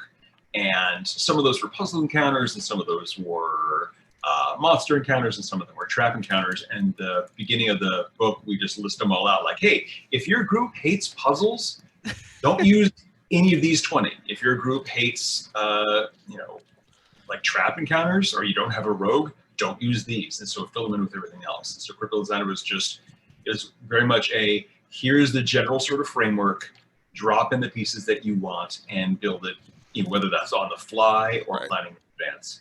And really, because much of Greyhawk is just like that, it's like we called Greyhawk the stone soup camping setting, where you're given the basics to make a soup, but the flavor and all the extra details come from the GM, as opposed to the Forgotten Realms setting, where we give you everything. Yeah. It's just a different sort of mentality for running a game. And so Yeah. Cryptolexandrid definitely fit into the stone soup. We're going to give you all the pieces, and you can put it together whichever way you like. That's awesome. And now, Jay, you need to torment your players with it, because I think we need to see it. We need to see it. We need to see it on the stream. Yep. we're all 50 and older, and I don't want to have any special anything happen to them at my house. You Yep. know what I mean, due to insurance reasons. But no, just kidding. So I have a question from Big Mac of the Piazza. This is a really, and he asks, during your Ghost Walk research, I know we're jumping ahead, I found out that Sean created the original pre-production Ghost Walk map as he was kind enough to release it. Please ask him if he made any other Greyhawk maps that got converted by other cartographers. Interesting. Well, what we would do is, like, the designer is responsible for handing over whatever maps go with that book, whether it's an adventure or a source book. And some people are good at drawing and some people aren't. And so some people might just photocopy the existing part of the map and say, blow this up and add this city here or add this dungeon mark here. I'm fairly artistic, and so I would often use the existing map as a baseline, but then I would add in a sketch of, like, oh, this range of hills, now that you've zoomed into 4 times as close, you can see that this should actually extend over this way a little bit. But there was so much with Greyhawk already that had been established. I didn't have to really add a lot of, like, terrain features, but we did do a lot of, oh, there's actually a known large cave here, or there is an old ruin here, or there's a ruined tower here, which is just fun little stuff for the GM to go, oh, you know what? I need an extra couple of encounters. My group will see mysterious lights on that ruin. They'll go check it out, find, some zombies or something, and then they can go back to the main adventure. So yeah, I did add a lot of little teeny details, but again, a lot of those were just meant to be the start of a footprint for the GM to create a path. Cool. Awesome. So I have a rare book here, and you have an adventure in it. I think it was republished, re-released, and that's TSRGM 1999. And you have Blood Feud, and it says it's a supplement to the Ilithiad, which is, I'm assuming, a Mind Flayer reference book, kind of like Sea Devils was, or the Eye Beholder series was. Yep. I don't have that one. Did you write that, or did someone else write that Ilithiad? Bruce Cordell wrote. I missed Bruce. That was the one I missed. Okay, Bruce wrote it, and I didn't even ask him about that. Yeah. For each of those, they had somebody write the main book, and I believe there's usually like a follow-up adventure book to go with it. Right. And then the RPGA, we had this thing called the RPGA Adventure System or something like that. We had a lot of weird one-off, one-season sort of things back at TSR at the time. But the idea was that we would have a free adventure that would go out to stores through the RPGA so that people could be like, huh, what's this Illithid book about? It's like, well, here's a free adventure you could sit in the game store and run right now. And if your players like it, then go pick up the book. So I wrote Blood Feud, which is you're running around in the Underdark and you run into a group of Githzerai who say, hey, there's some Mind Flayers over here. Let's go kick their asses. And considering the levels, like you were just high enough level to go, oh, we might be able to take a Mind Flayer, but that would really, really be dangerous. But you have all these Githzerai NPCs who are now like, okay, we're going to be like, team kill Mind Flayers, and you get to run around in these tunnels and deal stuff and get to a Mind Flayer and get to fight it. So that was getting your feet wet and getting you a nice little taste of some of the things that are in the Illithid book. So the reason I bring this up too is because we have every February we have a 24+ hour now, because so many Twitch channels involve Greyhawk Mega Stream event for fundraiser for St. Jude, and this year it's the title's Underdark Uprising. So if someone wanted to cheat or not create their own, this would be a great one to run. Hint, hint for some of you out there, the other channels, this would be a good one to actually take and run for that. So just a little suggestion out for some of you out there if you're having trouble thinking of what you want to do for the Underdark Uprising adventures. So I have a couple other requests. I'll hold off on them because I've been bombarded here with a ton of questions and more requests. So let's hold off on that for a little bit here. I will get to them, I promise. All right. This is top, along with the Free City Greyhawk box set, and I count Marklands and Eyes the Evil by Carl Sargent together as one. Oh yeah, they're those two, and my third of all-time favorite, Slavers. What a fantastic book. Thank you.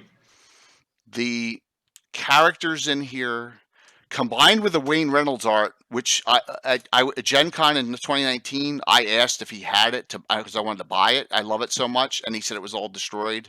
And the originals, I was like, oh, it broke my heart because some of the pictures of Marquesa in here, of the slavers, just it's unbelievable. And Davis the Reaver, the characters in here are amazing. Plus the detail that you talk about the communities around Harby, down the Wild Coast, Hendred Blerick, putting the orc blood on the wall. I mean, just crazy stuff, man. And I just love it. How long? Hopefully, this took you more than a weekend to put together. I'm like, listen to it. So, yeah. That one. That's so. We used to use a term called module units. One module unit is a 32-page thing. And so I believe Slavers is 128 pages. So it's 4. That's 4 MUs. We only had room in the schedule for 3 months because you'd be able to write an MU in a month. And so they had me write 3 of the MUs, and Chris Pramus, who runs Green Ronin, was an in-house designer for Wizards at the time. And so he wrote 1/4 of it, and I wrote the other 3/4. I knew that the clock was running out on doing more Greyhawk stuff. They were planning on shifting just to doing Forgotten Realms, and I could have just written that as an adventure, but I talked to Chris, and it's like, you know what? We really should have a source book for the Pomage. And so let's go and have this be a nice little light adventure running through the Pomage, and then use a lot of this space and word count for doing it like a gazetteer of the Pomage. Yep. So that's why there's so much talk about all those cities and all those towns. It's brilliant. Yeah, it's fantastic. Yeah, it's absolutely brilliant because you can pick and choose little tidbits out of this and turn it into an adventure. Also, in this book, and once again, I'm a big specialty priest person, is developed 3. Not everyone forgets there's Merland, Kellenin specialty priests, and the Earth Dragon specialty priests are kind of all fleshed out in this book. And I have like 47 specialty priest classes in my campaign, and they're utilized, and it's wonderful. Just you don't need to use all of this, but it is a great reference. If you tie this in with the From the Ashes box set and the original Free City Grail box set, it takes you Greyhawk all the way down to the Wild Coast end and the Pomage. You have all the information you need for your campaign from that time on. So I just wanted to say thank you for this. Wonderful. Yep. Mm-hmm. Absolutely wonderful. And the next book you're going to talk about too, I'm pretty sure. Yes, and this one as well. And this one we're giving away a DM's Guild print copy of tonight, and that is Scarlet Brotherhood. Yeah. Yes. Another one that, wow, this has got a lot of detail in it. So someone asked this question. I apologize who asked it, I forgot, but they said, is this more of the Scarlet Brotherhood propaganda that's placed in this book? Yes, see, and it's not canon necessarily, it's propaganda by the Scarlet Brotherhood. So Sean is shaking his head yes. So very, very much so, yeah. That is definitely like the world according to the Scarlet Brotherhood. Yeah. And anything where you, like, if you're like, wow, they seem like, obviously they're a racist bunch of evil people, but like they demonize an entire like culture of the people. It's like, yes, that's them talking about how they feel about this group. Yeah, I love that kind of in-game feel. It's written from an in-game perspective, in-game setting perspective, and it's such an awesome take of it. And yeah, I just love it. It's one of these all-time high with Marklands, even the Undying, and the other pure source books of Greyhawk. So yeah, so thank you so much for writing that. That was fantastic. Yeah.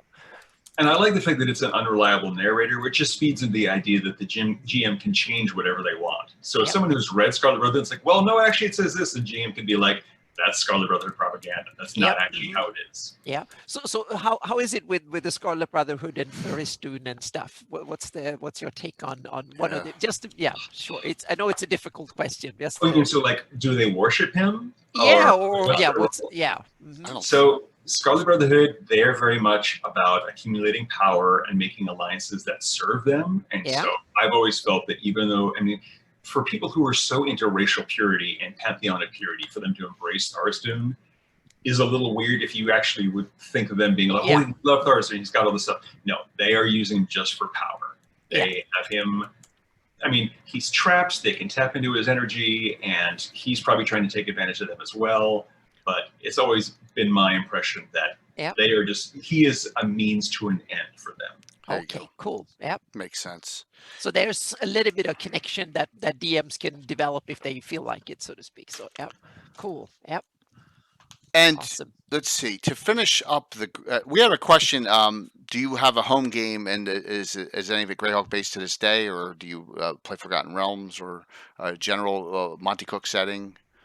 I have moved around so much that like I've had little games start up here and there, but then I ended up moving to another state, and this is Okay. before we were living on Zoom. Nowadays, I'm actually running a Zoom game that started out as a playtest because Bruce and I are converting Monty's third edition Talus setting to 5e and a Cipher system, and Wow. so I've been running Talus as Cipher system for my girlfriend, her 16-year-old son, and a couple of friends of mine from the 3E days in Wizards of the Coast. So that is my home game. That's why I have the Talus background going I was on. just going to say, I love that background. Is fantastic. The new piece of art we did for the new version of the Talus book. Okay. Nice. Yep. I do a lot of one-shots mostly for playtesting, but it's just since I change what books I'm working on every 3 to 4 months, it's hard to keep an ongoing campaign going where I'm also using my design brain for an entirely different project. And actually, this Talus group before that was the Numenera group, but I knew that I was going to have to playtest some Talus stuff. So I said, how about we just kind of roll our Numenera characters over to Cipher System characters? And they said, sure. And we're doing fantasy. Yeah. Cool. Yep. I can't miss one of the biggest of all time here in the second edition era to end up this, and that is your 25th anniversary publication. My gosh. Again, That was a now lot. I hear from a lot of individuals that the detail that goes into taking the 3G series in here, and you've added a lot of great encounters and leaders, right, Anna? Some really nice stuff. Yeah. How'd you get the project, and did you have that super deadline on this too, and to Yeah. put out for that silver edition box set? I mean, it's Yeah, just the originals are so thin compared to this. Yeah. So that wasn't that much in page count to work from.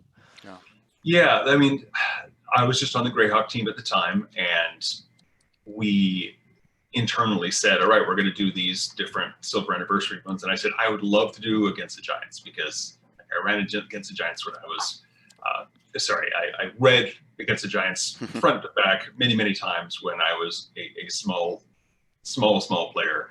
I never actually got a chance to run it. So the opportunity to write it as a 3E book and convert the original stuff to 3E was one, and it was an amazing, wonderful opportunity. And two, it was something where it's like, okay, I know that I'm going to put so much work into this and make sure it's really, really good. And I would feel bad if somebody else did it and they did not have like this level of devotion to put all the Greyhawk hooks in it and make it a real like fun Greyhawk adventure and set all that stuff in the country of Jeff, where that's where the originals take place.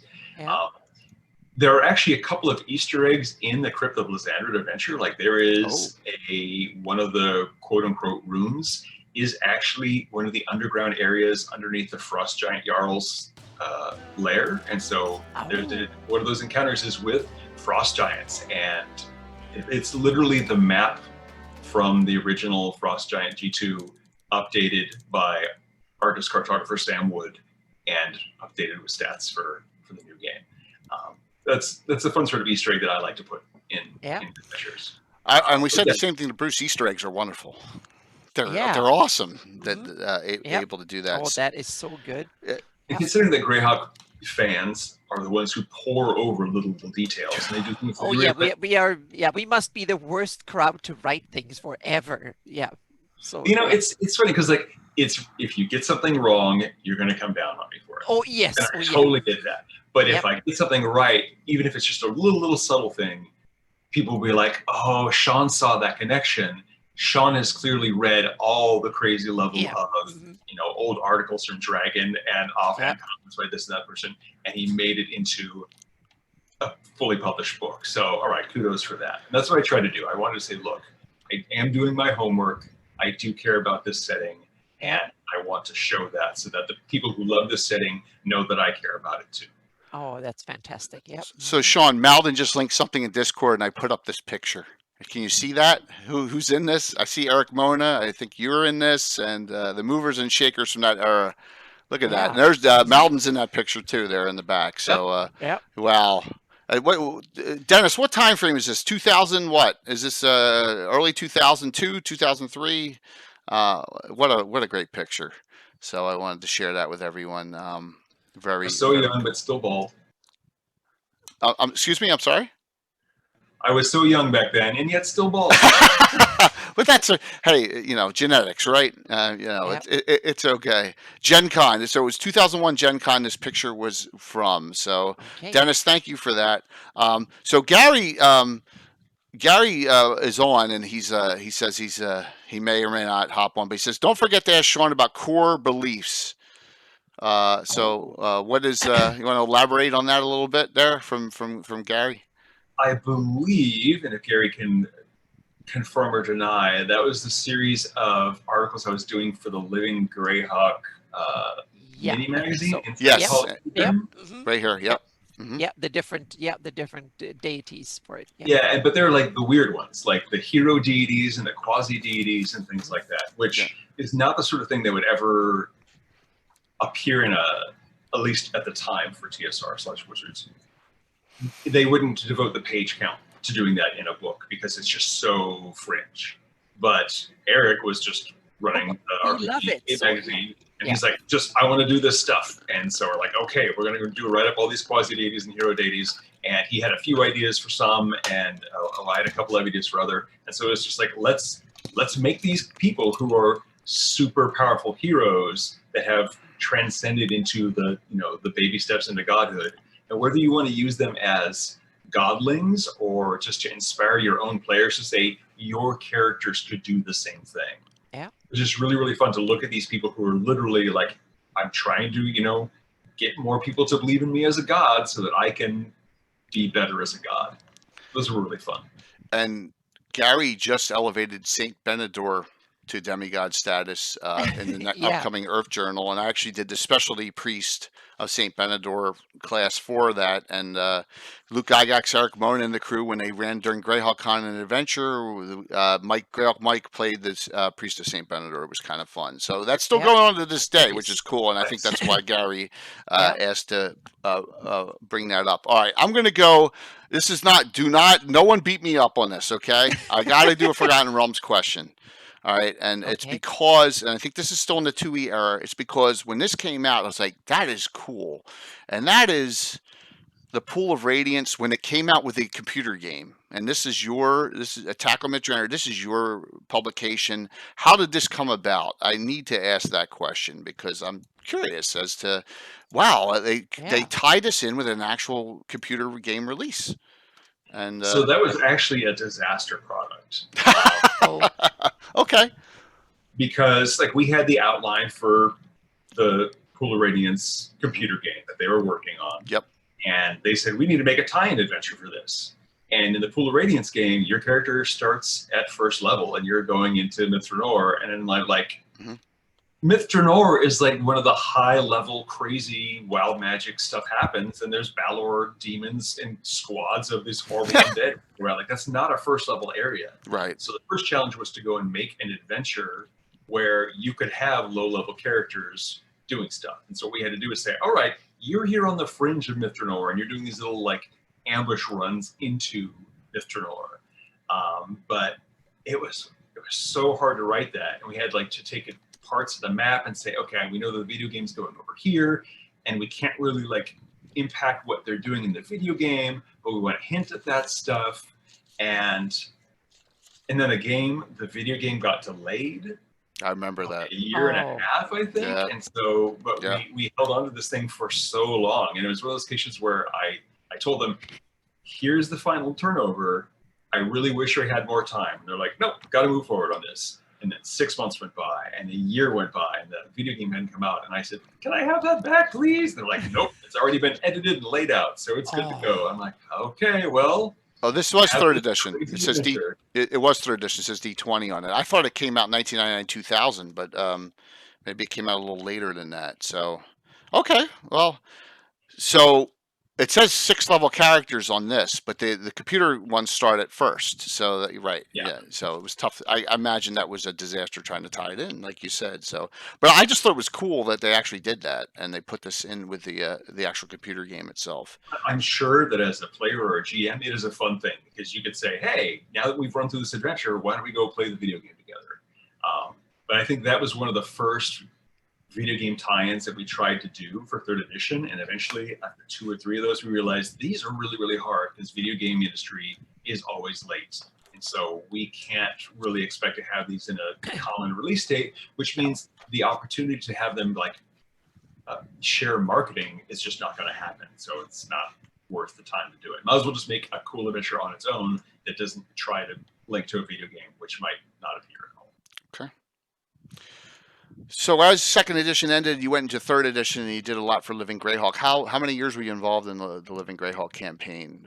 Was it a couple and then?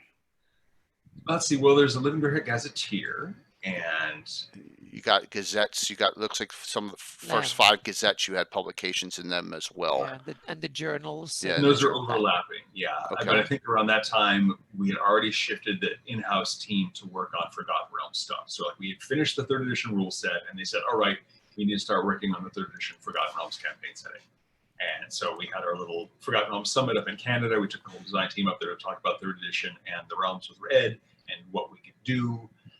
And so that was pretty much the end of doing Greyhawk stuff in-house, except for periodicals, which was an entirely different part of the company. And that was Eric saying, I still want to do Greyhawk stuff. We still have a fan base who loves this. I want to give you some freelance work to do the Earth Journals and such. And I said, cool. Or not the Earth Journals, the core beliefs. Yep. I apologize. I shouldn't have known this, but were you part of the Age of Worms Adventure Path? Did you write one of those? Yes, I wrote the second one, which I think is Attack at Blackwall Keep. Okay. Oh, okay. There's the lizard man attacking the keep in the swamp, and there's something locked in the basement of the keep that the survivors aren't talking about. Moor Castle? Is that another one that you were part of, or no? Not do anything with that. No. Okay, not doing anything with that one. I thought I did all my homework on this. I got to. Oh yeah. I want to be prepared. Both you and Bruce did so much stuff that is kind of amazing. Just the list that goes on and on and on. Yeah. You know, to be fair, I might have written something from Moor Castle, but I don't remember. Okay. And I've written so many things. And like people have come to me and said, "Well, I've got a question about this thing." Blah, blah, blah. And I'm like, "Did I even write that?" And I flip open the PDF. It's like, "There's my name. I guess I wrote one." So that chapter, like, that sounds familiar. Okay, let me think. Gary, of course, offline, has just asked Sean how he got hooked into working on the Living Greyhawk Gazetteer. So someone's tricked you? I mean, I don't remember being tricked about it, but because it was Eric lobbying so hard to get it done, and I'm sure that Eric probably said, well, the one person who really would do the best job of doing all this God stuff is Sean, because he's written all this other God stuff. Okay. So we need to make sure that happens. Yep.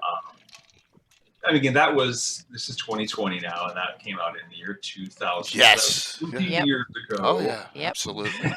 A lot of the details are kind of fuzzy for me, because a lot of it is like, when you're a designer and you're working full time on design, it's like, okay, finish this deadline on a Friday. The next Monday, you start a new book. And that you just keep doing that, whether that's a new book each month or a new book every 3 months. Like the longest we ever worked on a single book that I ever done was Forgotten Realms campaign setting. And that's because we had 4 authors writing a total of 10 module units. Yeah. Do you have the luxury of working on single project at a time, or do they overlap and stuff like that too? So you have to mix and match? It was usually almost always a single product at a time. But if you also had freelance on top of that, then you juggling 2 different things. Yeah, I usually have like 3 projects, one in the early concept phase, one in the working, and one in the wrapping up, putting labels on it at the end phase, so to speak. Well, if you plan ahead, yes, you will have what's the next book? Let's do a meeting and have a concept meeting about that. And you'll do that before you're supposed to start writing on Monday. Yeah.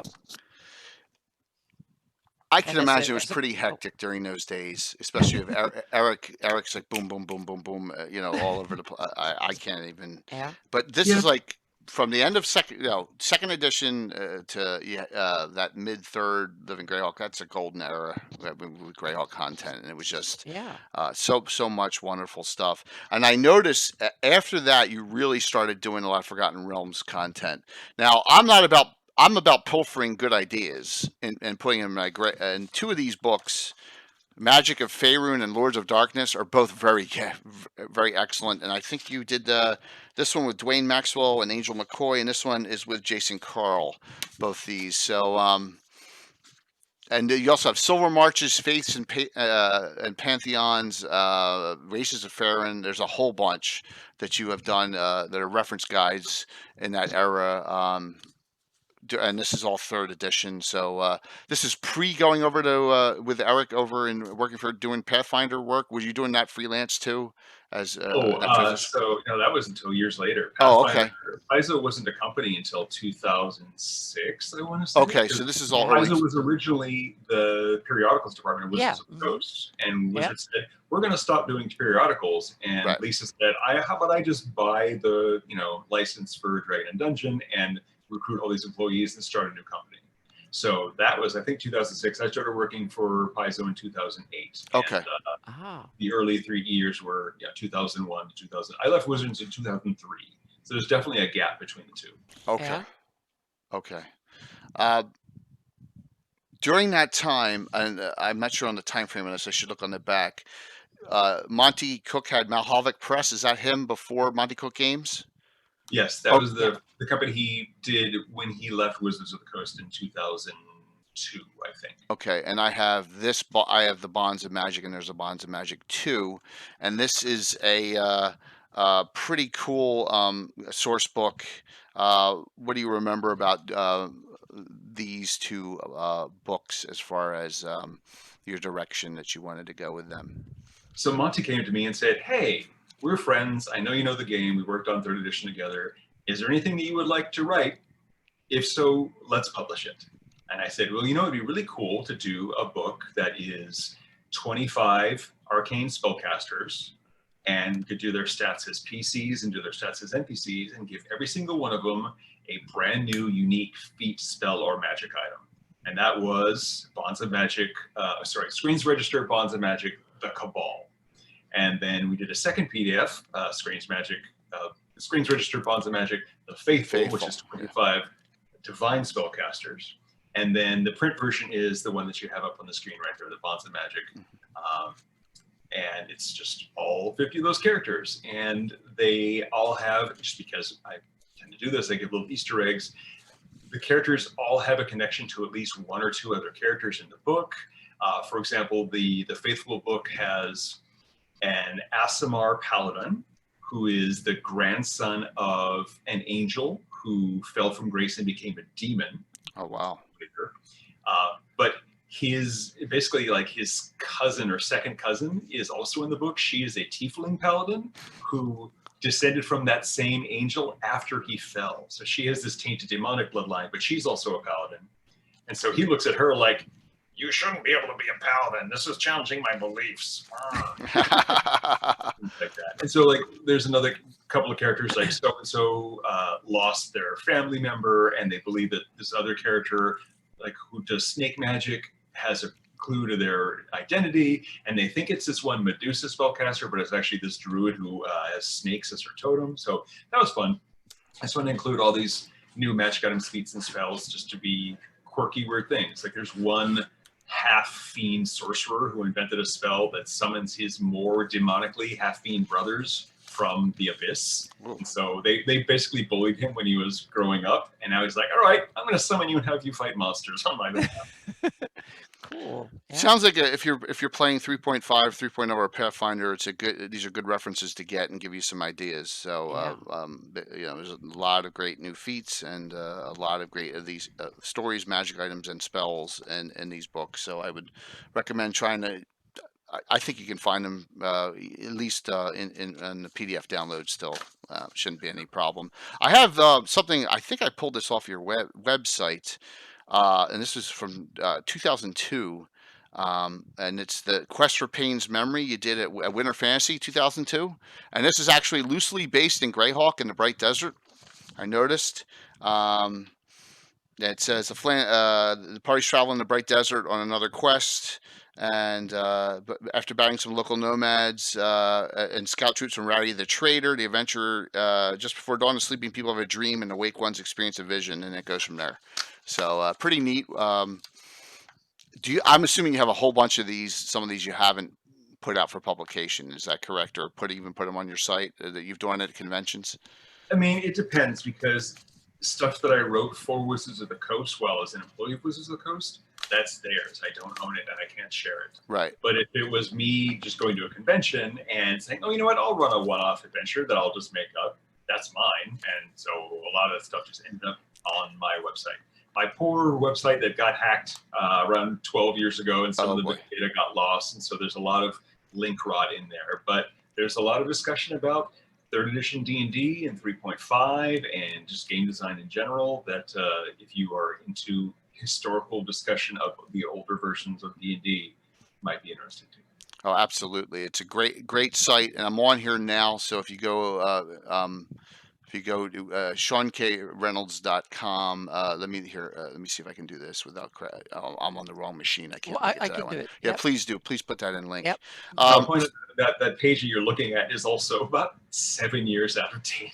Yeah, but it's okay. It's okay. cool. It says very opinionated D20 gaming, which is fine. Yeah, 'Cause it's so cool. it's not a problem. Absolutely. All right, so that you just hit on something. I've gotten multiple requests for this, and probably the answer is no, because WotC probably owns this. People are looking for crossbows and crossbones. Right, and that's another one of the Adventurers Guild adventurers, right? Yeah, it says RPGA on it, so I'm assuming Yeah. that. But I'm assuming I've had multiple requests. Ask Sean about that, because no one seems to have it. So I was not involved then. When do you remember when it was run? And I want to say that is just like how they had the tie-in adventures for the Mind Flayer book. I think that is the tie-in one for the Slavers book. That's what. Okay.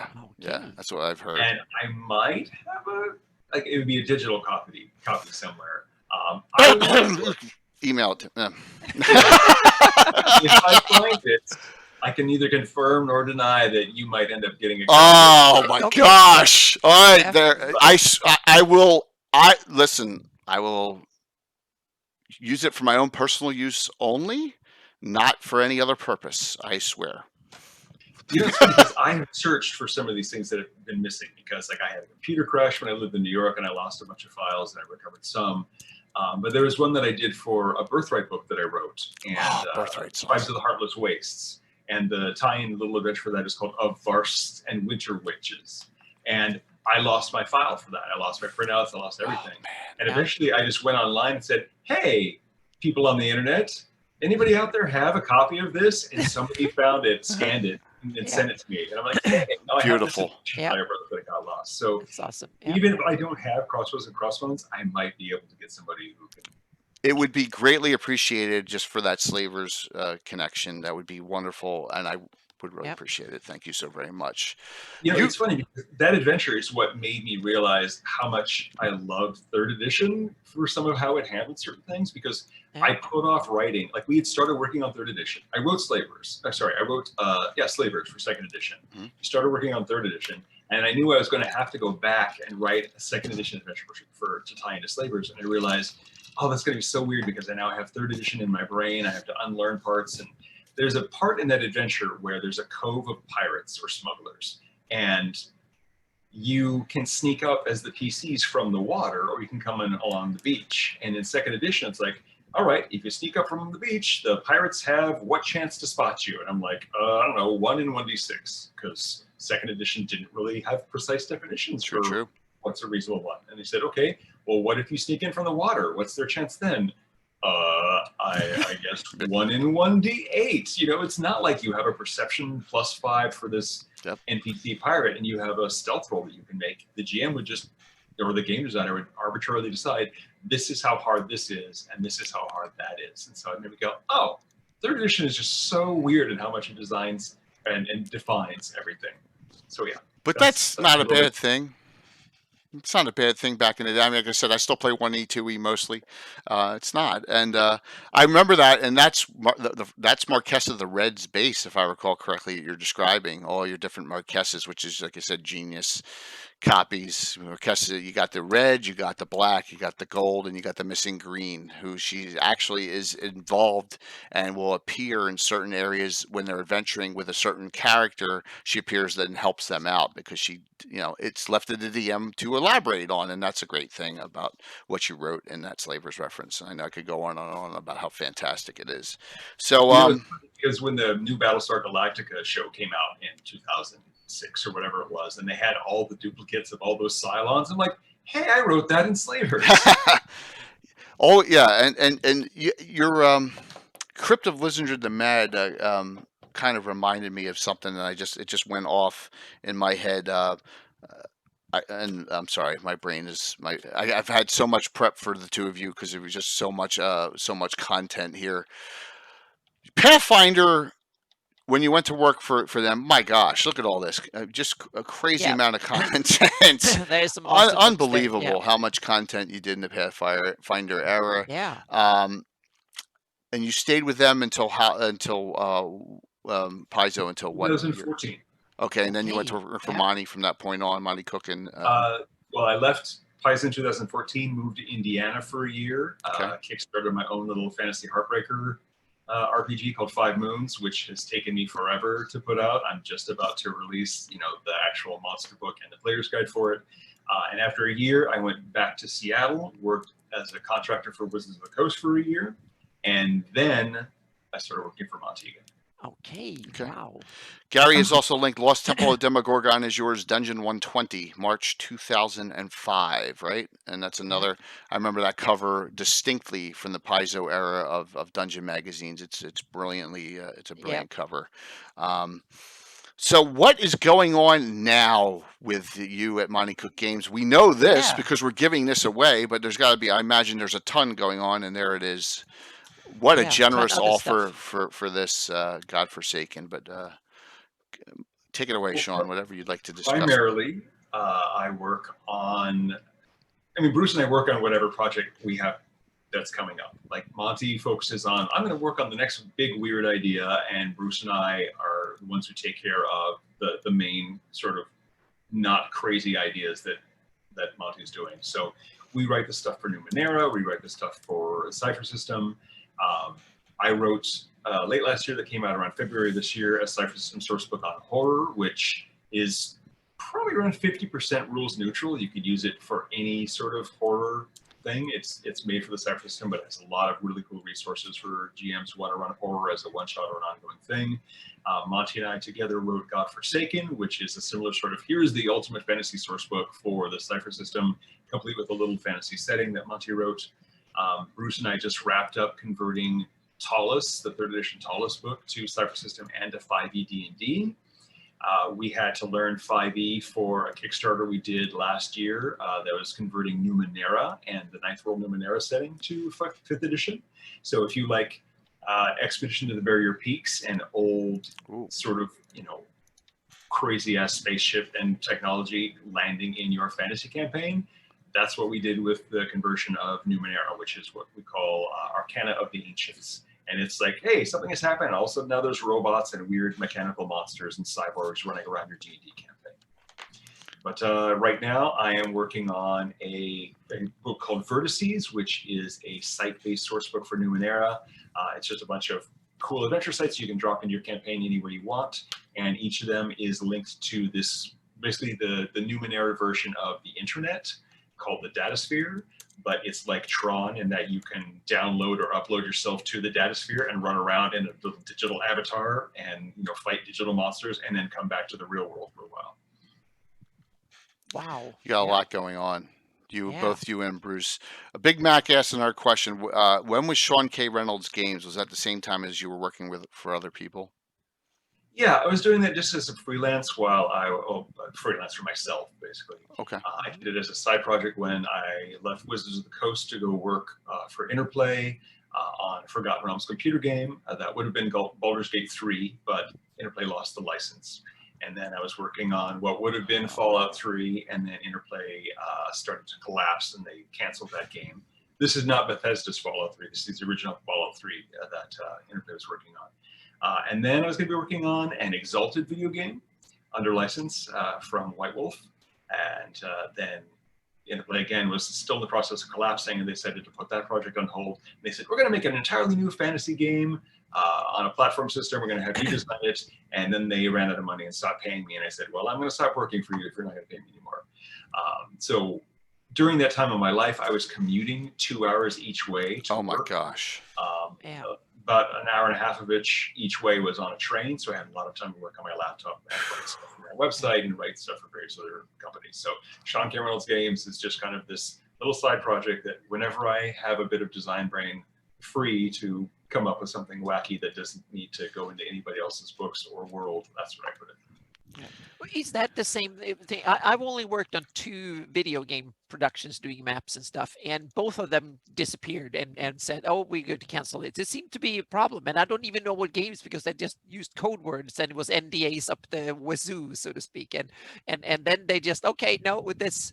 So they paid a bit of money and that was it, so to speak. I didn't know why, I didn't know what it was, and I didn't know why they canceled it, but they canceled both of them. And so it seems to be a recurring theme that they start things and it end up nowhere. So Yeah. I mean, video game work is hard. There's a lot of crunch time where they expect you to work 80 hours per week.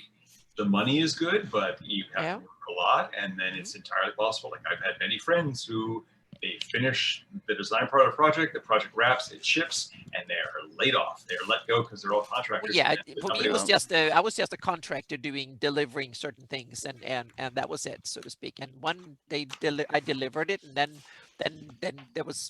they say, oh, we're not going to publish it, but here's your money. And the other one was like halfway through, can you stop working on this and we pay you a little bit, and that was it. So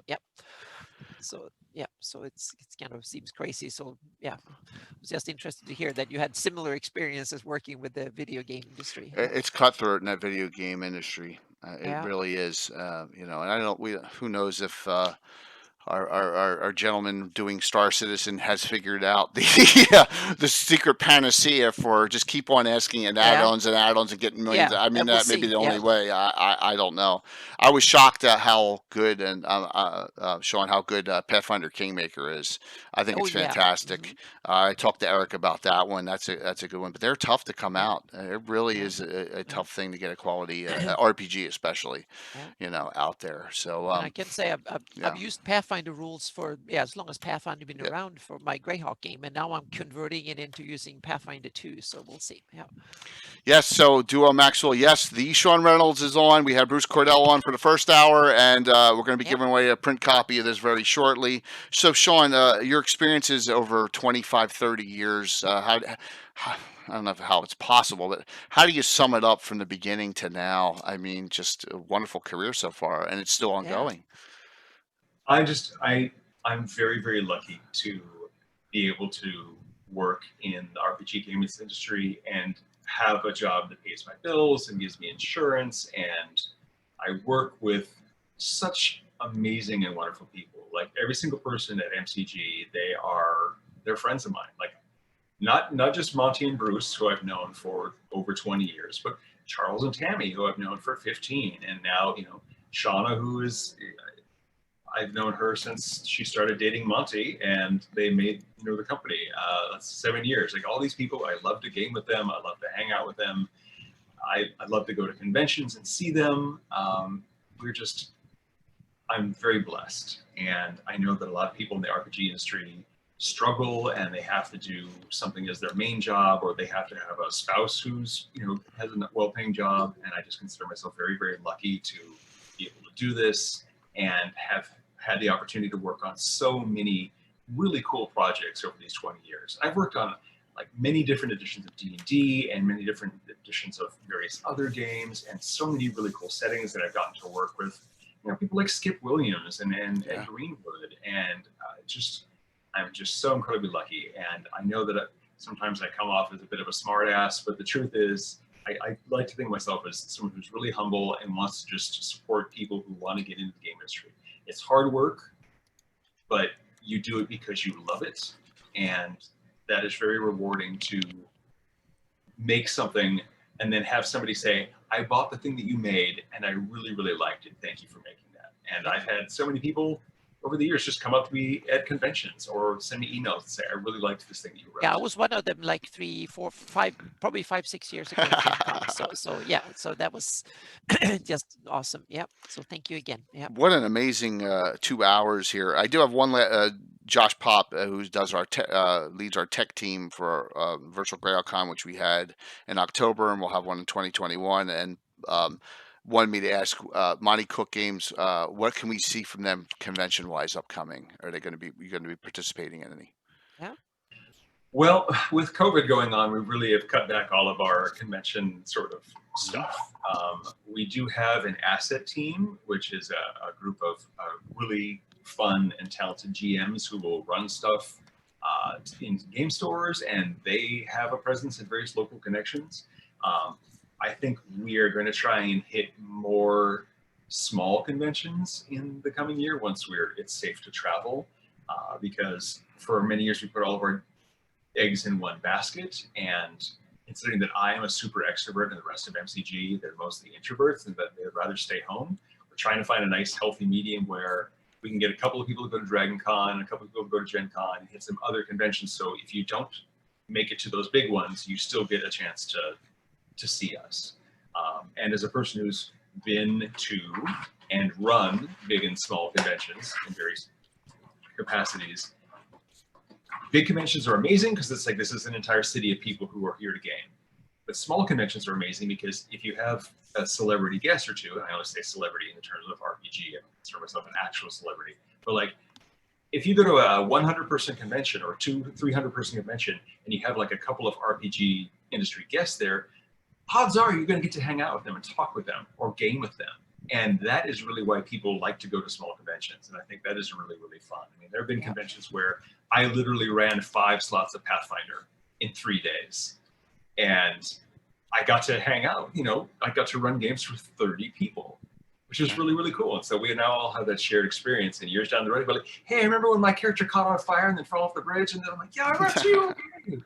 That's so fun. I love interacting with gamers, and I'm really looking forward to the world opening up again so we can do that. Yep.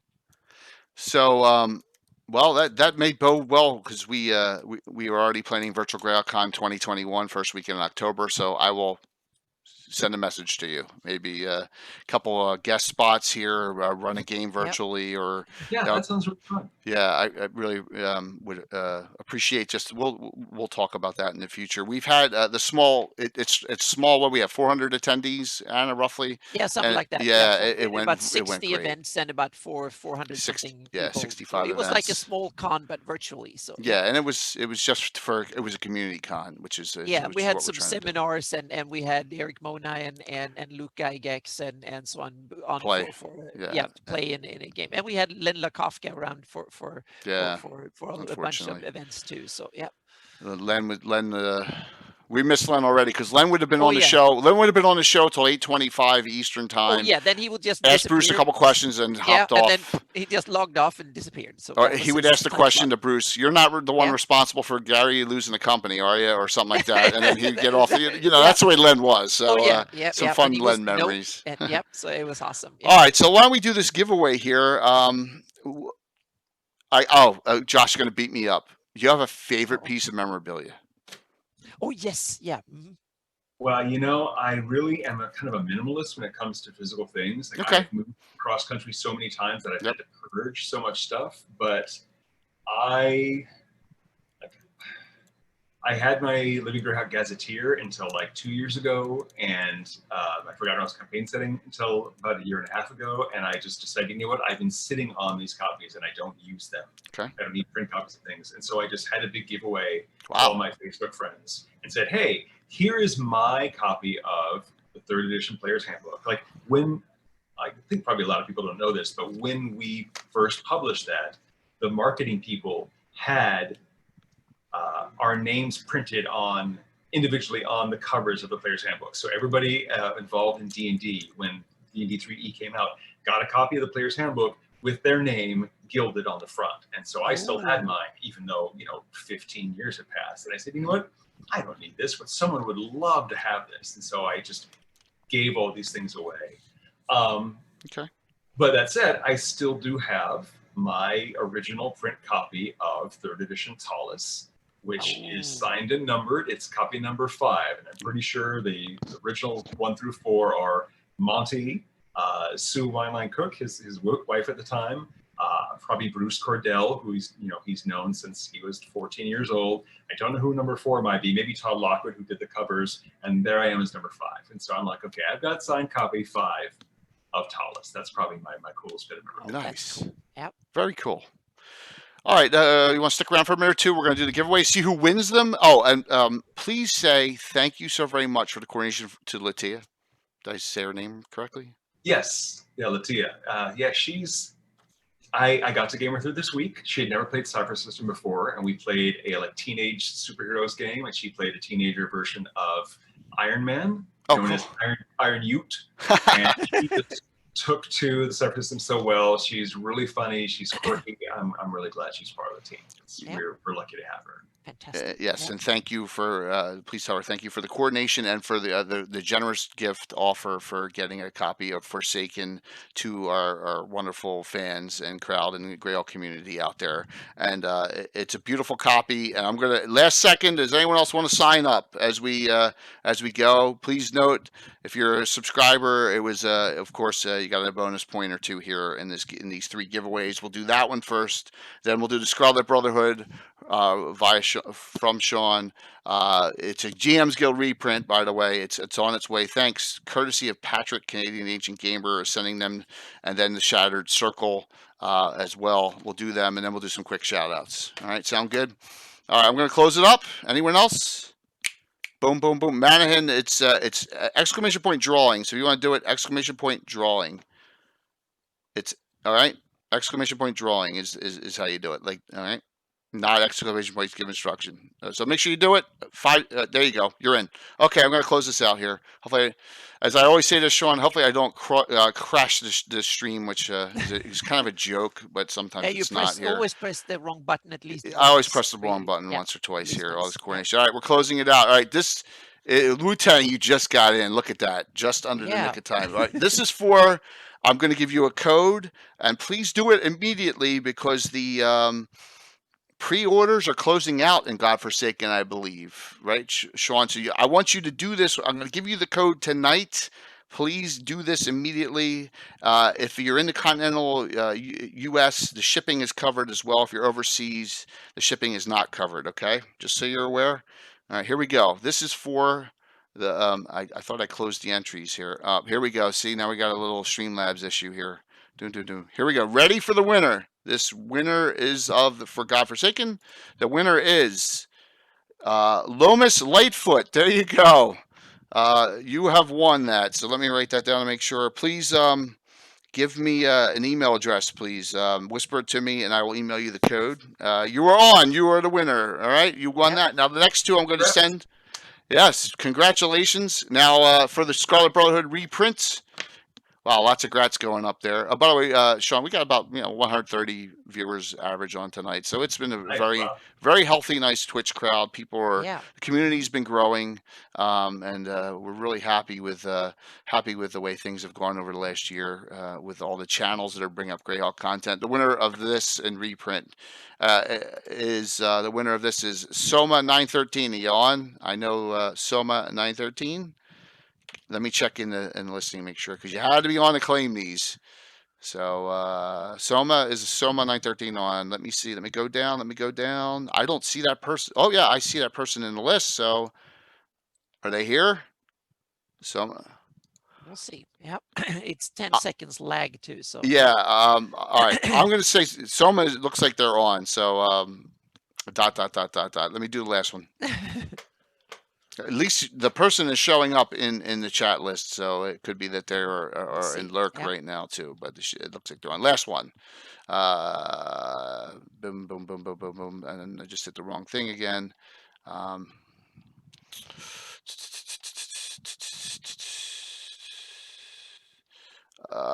Where did it go? All right.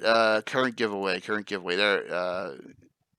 the winner of this last one, and I'm having a little problem with. Of course, I'm having a problem now with it crashed on me. Do you believe this stuff? Uh-oh. All right, so this is what I'm. Yeah, it crashed. So it crashed. So I'm going to allow a reopening on this. I apologize, there, Sean. This stupid thing. Yeah, giveaways. Yeah. Of course. I'm gonna reopen that. I gotta restart this. We're gonna do this one. Do it. It's open. So do it again. Do it again. 1 minute. We'll do that, and we'll ask another question of Sean. So Sean, thank you. If you could find Crossbones, that would be awesome. You have my email address. Did you have like a person that you loved partnering with or doing projects with in that era? Like, was Skip a go-to guy? I know he was on Wednesday night, and he said he had some great times with you and Bruce Cordell and all, or Eric, or you know. I mean, I worked with a lot of really cool people, and like Skip and I worked together on the Monster Manual for 3rd edition. Like, I was the first person who wasn't part of the 3E design team to write for the Monster Manual. So he says, I need you to design the goblins and the blink dogs and displacer beasts and bugbears. I'm like, okay. And then he said, all right, here's what you did wrong.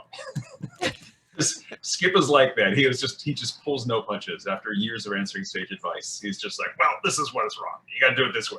He's very matter of fact. I noticed Yes. in the discussion, he's very very stoic and very matter of fact, which is not a bad thing. But yeah, that was really interesting.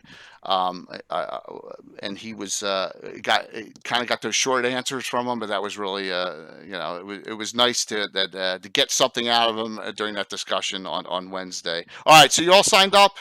Oh, look, Casey even showed up now to sign up. That's even scary. Casey Brown. Oh, Yep. Roger Moore. Did you interact with Roger Moore at all? That A question lot, came- yes. A lot. Okay. Roger's basically he wasn't the creative director for Greyhawk, but he was the editor-in-chief of Greyhawk stuff. And so anything Greyhawky that came out, he and I had big discussions about, X and Y and whether it should be that way. And he wrote the Greyhawk Bible that we use as a reference for a lot of just where things are.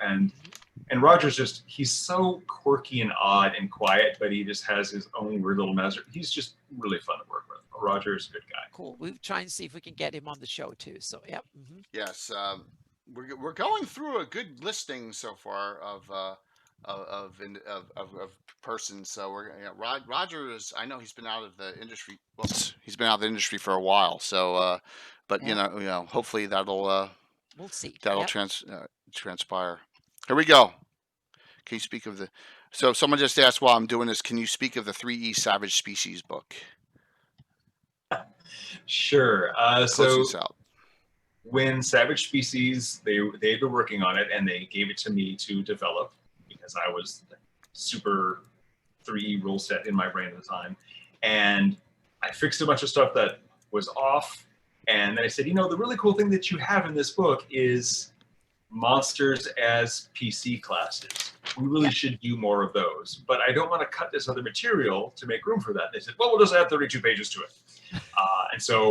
And they added 32 pages and they said, Sean, you should write all these monsters as PC classes, which I did.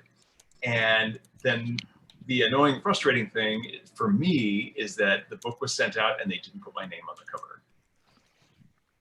Really? No, that's true. They didn't. And it's one of my favorite 3rd edition books. It's an awesome book. That and Dragonomicon is one of my really favorites too. But I really like this book. It's fantastic. So it's awesome. And it's not on the cover, but you got credits on the inside. Yeah.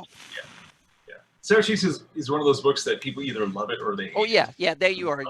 Yeah. But you're listed under additional design. That's yep. Oh man. Yeah, but it happens. Yeah, whatever. It's 20 years ago. I don't care. Yeah, but it's an awesome book. So thank you. Thank Yep. Anna, Yep. what's going on, Anna? You got anything? For Exciting. me, it's going on.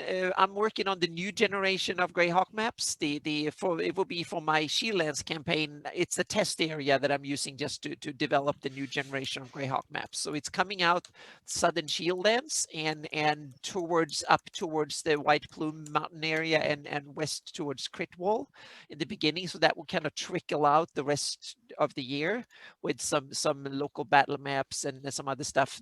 Basically, all the resources that I do for my own game as just a test area. So that will come out. And once I've nailed down, so I know that this workflow works and the results are good and solid, and the data can be used in various platforms and GIS and stuff. Down the line, I will start working on Lendor Isles this spring. I already did one model of it last year, but it's not really good enough. So now I'm going to do it better from the start because I know better what I'm doing than I did 2 years ago. And it will be the resolution of these maps it's a full 3D model of the terrain at 5 feet per pixel. So it's every detail, so to speak, and it's going to look cool. And I've set a secret project. Now I spill the beans to my patrons. You can actually go to my Patreon page and spill the beans on the secret side. I will do player handout maps as in parallel from get-go, so to speak. So there will be parchment-like hand-drawn scribbly things that will kind of be, and there will be an accurate version and not so accurate version and a kind of screwed up version. So you can, as a DM, you can hand out the various ones depending on how accurate you want the maps to be.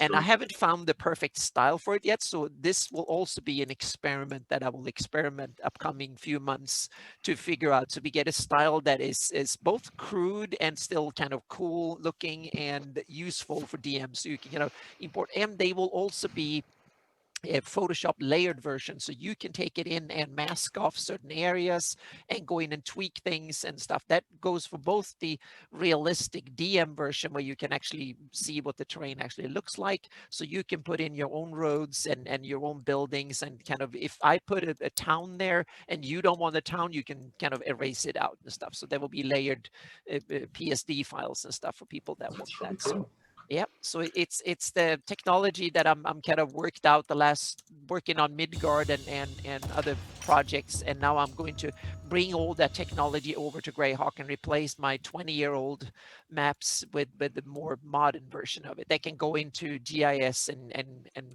game engines and stuff down the line too. So that is coming. So then it will be Lendor Isle will be the big project this fall, or the coming spring, and then Ratik during summer. I think that will be the two areas that are in the making. But White Plume Mountain might get a first treatment here, so we'll see. I'm not sure these will actually be good enough. So it's kind of a test. It looks great so far, but we'll see. There might be some mismatches and stuff. So we'll see. But it's coming. Anna is crazy when it comes to this stuff. I mean, and the amount of space this is going to take is just, I can't even contemplate Well, it. when you develop it, you have to save all the my types gosh. of data in the map. Each It's area that crazy, is about Sean. 30 by 30 miles is 80 gigabytes at least in data. And then the final version of it is like 500 megabytes or a gigabyte or something like that. gosh. Once it's all, I can just throw away all the masks and stuff like that. So it's kind of, yeah, it's good enough that you can use it to build Skyrim, so to speak. That's the Oh, nice. Yeah. It's basic. I'm using the same tools that the computer game industry or Hollywood are using to build the virtual terrain and stuff. I'm using exactly the same tools and the same stuff to build it. The problem is that when you build a fantasy world for an RPG, I want to make it full scale, not condensed into a little game level. It's everything, so every square mile, so to speak. So If we mentioned this before, you mentioned White Plume Mountain. I did the 5e conversion of White Plume Mountain for whatever 5e book that came out a couple years ago. And that was like a test run. They weren't sure how long it was going to take to convert one of these tiny little adventures. And I said, well, let me do White Plume Mountain. Yeah. It took me 2 weeks, and they're like, okay, so they were able to freelance it out to other people, 2 weeks for each of these adventures. So. Yeah, so I'm going to read through. I think I have all the products, at least in one form or the other. I have a few that I bought from Drive-Through RPG that I didn't have in physical form, so to speak. So I'm going to read through it, and then the problem is that I need to to kind of squeeze it out, because a lot of the RPGs, they have a little dot here, a little dot there, and most of the work is to connect the terrain in between, and the distances need to match the Darlene map and stuff. So there is a lot of in-between terrain that needs to be done, so to speak, that is not depicted in the modules. Yeah. That is like, it's a module over here, and then you have a module over there, but 200 miles in between. So I need to map them too. So that's the Insanity, Anna. Just yeah. total. So, But so it's coming. dedication. It's coming, and it's looking damn good. There are some tests. I released a few tests, so to speak, and it's looking really, really, really good. So I'm pleased with it. Yeah. So, real quick, this is what we got going on this week. Now we've had this previous week, we've been blessed. We had Skip, Bruce, Sean. All right. Yeah. That ain't happening every week, right? You can't top that every Oh week. my gosh. So Yep. we're going back to some general discussions starting Legends and Lore 74 Wednesday night. We're going to finally get to the famed Dragons of Greyhawk discussion. So we'll get some talk on that in our monster series. Myself, Anna, and Greyhawk Mike Bridges. And we also want your input on that. That's Wednesday, 8:00 p.m. I forgot to do an updated placard for our adventure. I'm actually running N1 against Cult of the Reptile God. So it's actually a Reaper Miniature sponsor giveaway event, not Stratagem, which was last week, and that's this Thursday. They already got the cult has already attacked them in the town of Lorraine, not Orlane, but so we're going to be doing that, continuing that on Thursday, and then next week here. Gavin 118. This was an idea I got from what Canadian has given to me. Lesser known treasures, quote unquote, treasures of Greyhawk. So I have these. These are DM Guild reprints. So we'll give these away next Sunday. All right, some treasures of Greyhawk, and this is a great reference. And I'm going to talk about other black bordered references in Dragon, references in Dungeon that you can pull out and use in your Greyhawk campaign. So that's what we're going to discuss. I'm assuming we're going to have more than Anna as guests next week, but I just put that down because I forgot to do the placard because I was so busy getting studying for this one as much as possible and all the other real life stuff. So that'll be next week. And we also have meetings going on. I have meetings going on for Gary Con, because we're going to really participate in Gary Con a lot virtually, and for our 24-hour plus fundraiser event. Those meetings are start this upcoming week to get things moving along. Sean, anything you'd like to say in closing to everyone? It's been a wonderful 2 hours, Yeah. 2+ so hours. much. Thank you so very much for hanging in there a little bit extra. I really appreciate it. Oh, that's fine. I tend to talk a lot, so It's wonderful. Please. I did want to plug the fact that Please. we're having a Kickstarter for Heroes of the Cypher System, which is just the same way that we've done a book about sci-fi and fantasy and horror and fairy tales. We're doing one for supers for the Cypher System, and probably it'll be Monty and I writing together because we're both super comics fans. That Kickstarter, if you go to the Monty Cook Games website, there is a news article that says here's where to sign up to be notified when the Kickstarter launches. But I want to say thank you very much for having me on your show.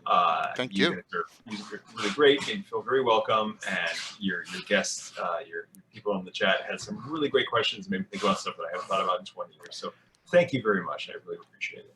We like to think we bring a little nostalgia back, and then they get the bug itch, because we've been having Living Greyhawk people on Legends and Lore, and then they want to play games. I've been DMing for them in a Saturday night special events. I got one coming up on the 21st, by the way, too, with the Geoff triads.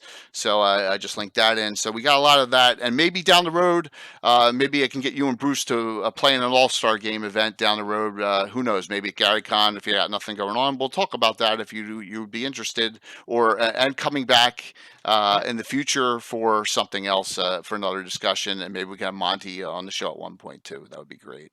And thank you so very much for everyone hanging in there. We're going to raid into Tabletop Notch tonight, okay? It's a good 5e game they got going on. We're going to raid into them. So I'm going to set that up now. Thank you, Bruce. Thank you, Sean. What a wonderful evening. We'll see you all soon. See you Wednesday night. All right. Have a good one, everyone. Bye, everyone. All right, let me set this raid up. Hopefully, I don't know what happened with Streamlabs there. It just went, you know. But I had to. Let me get this set up real quick. Set this raid in. Raid. All right, raid into tabletop notch.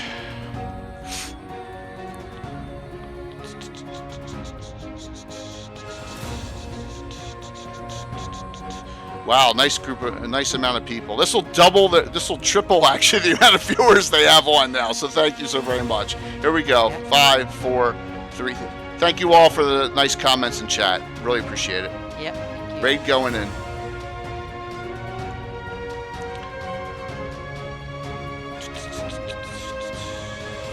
Seems to be also, yeah.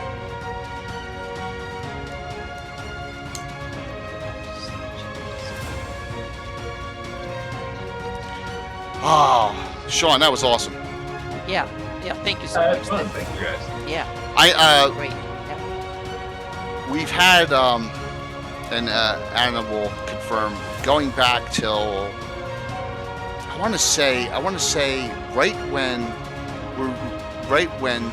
COVID hit, and one of the positives that was turned from negatives was GaryCon went all virtual, and we really started just cranking up, and I did 6 events for it virtually, and that's when things really Yeah, it took off. yeah. You Good did night, a lot of everyone. See you games. soon. Yeah,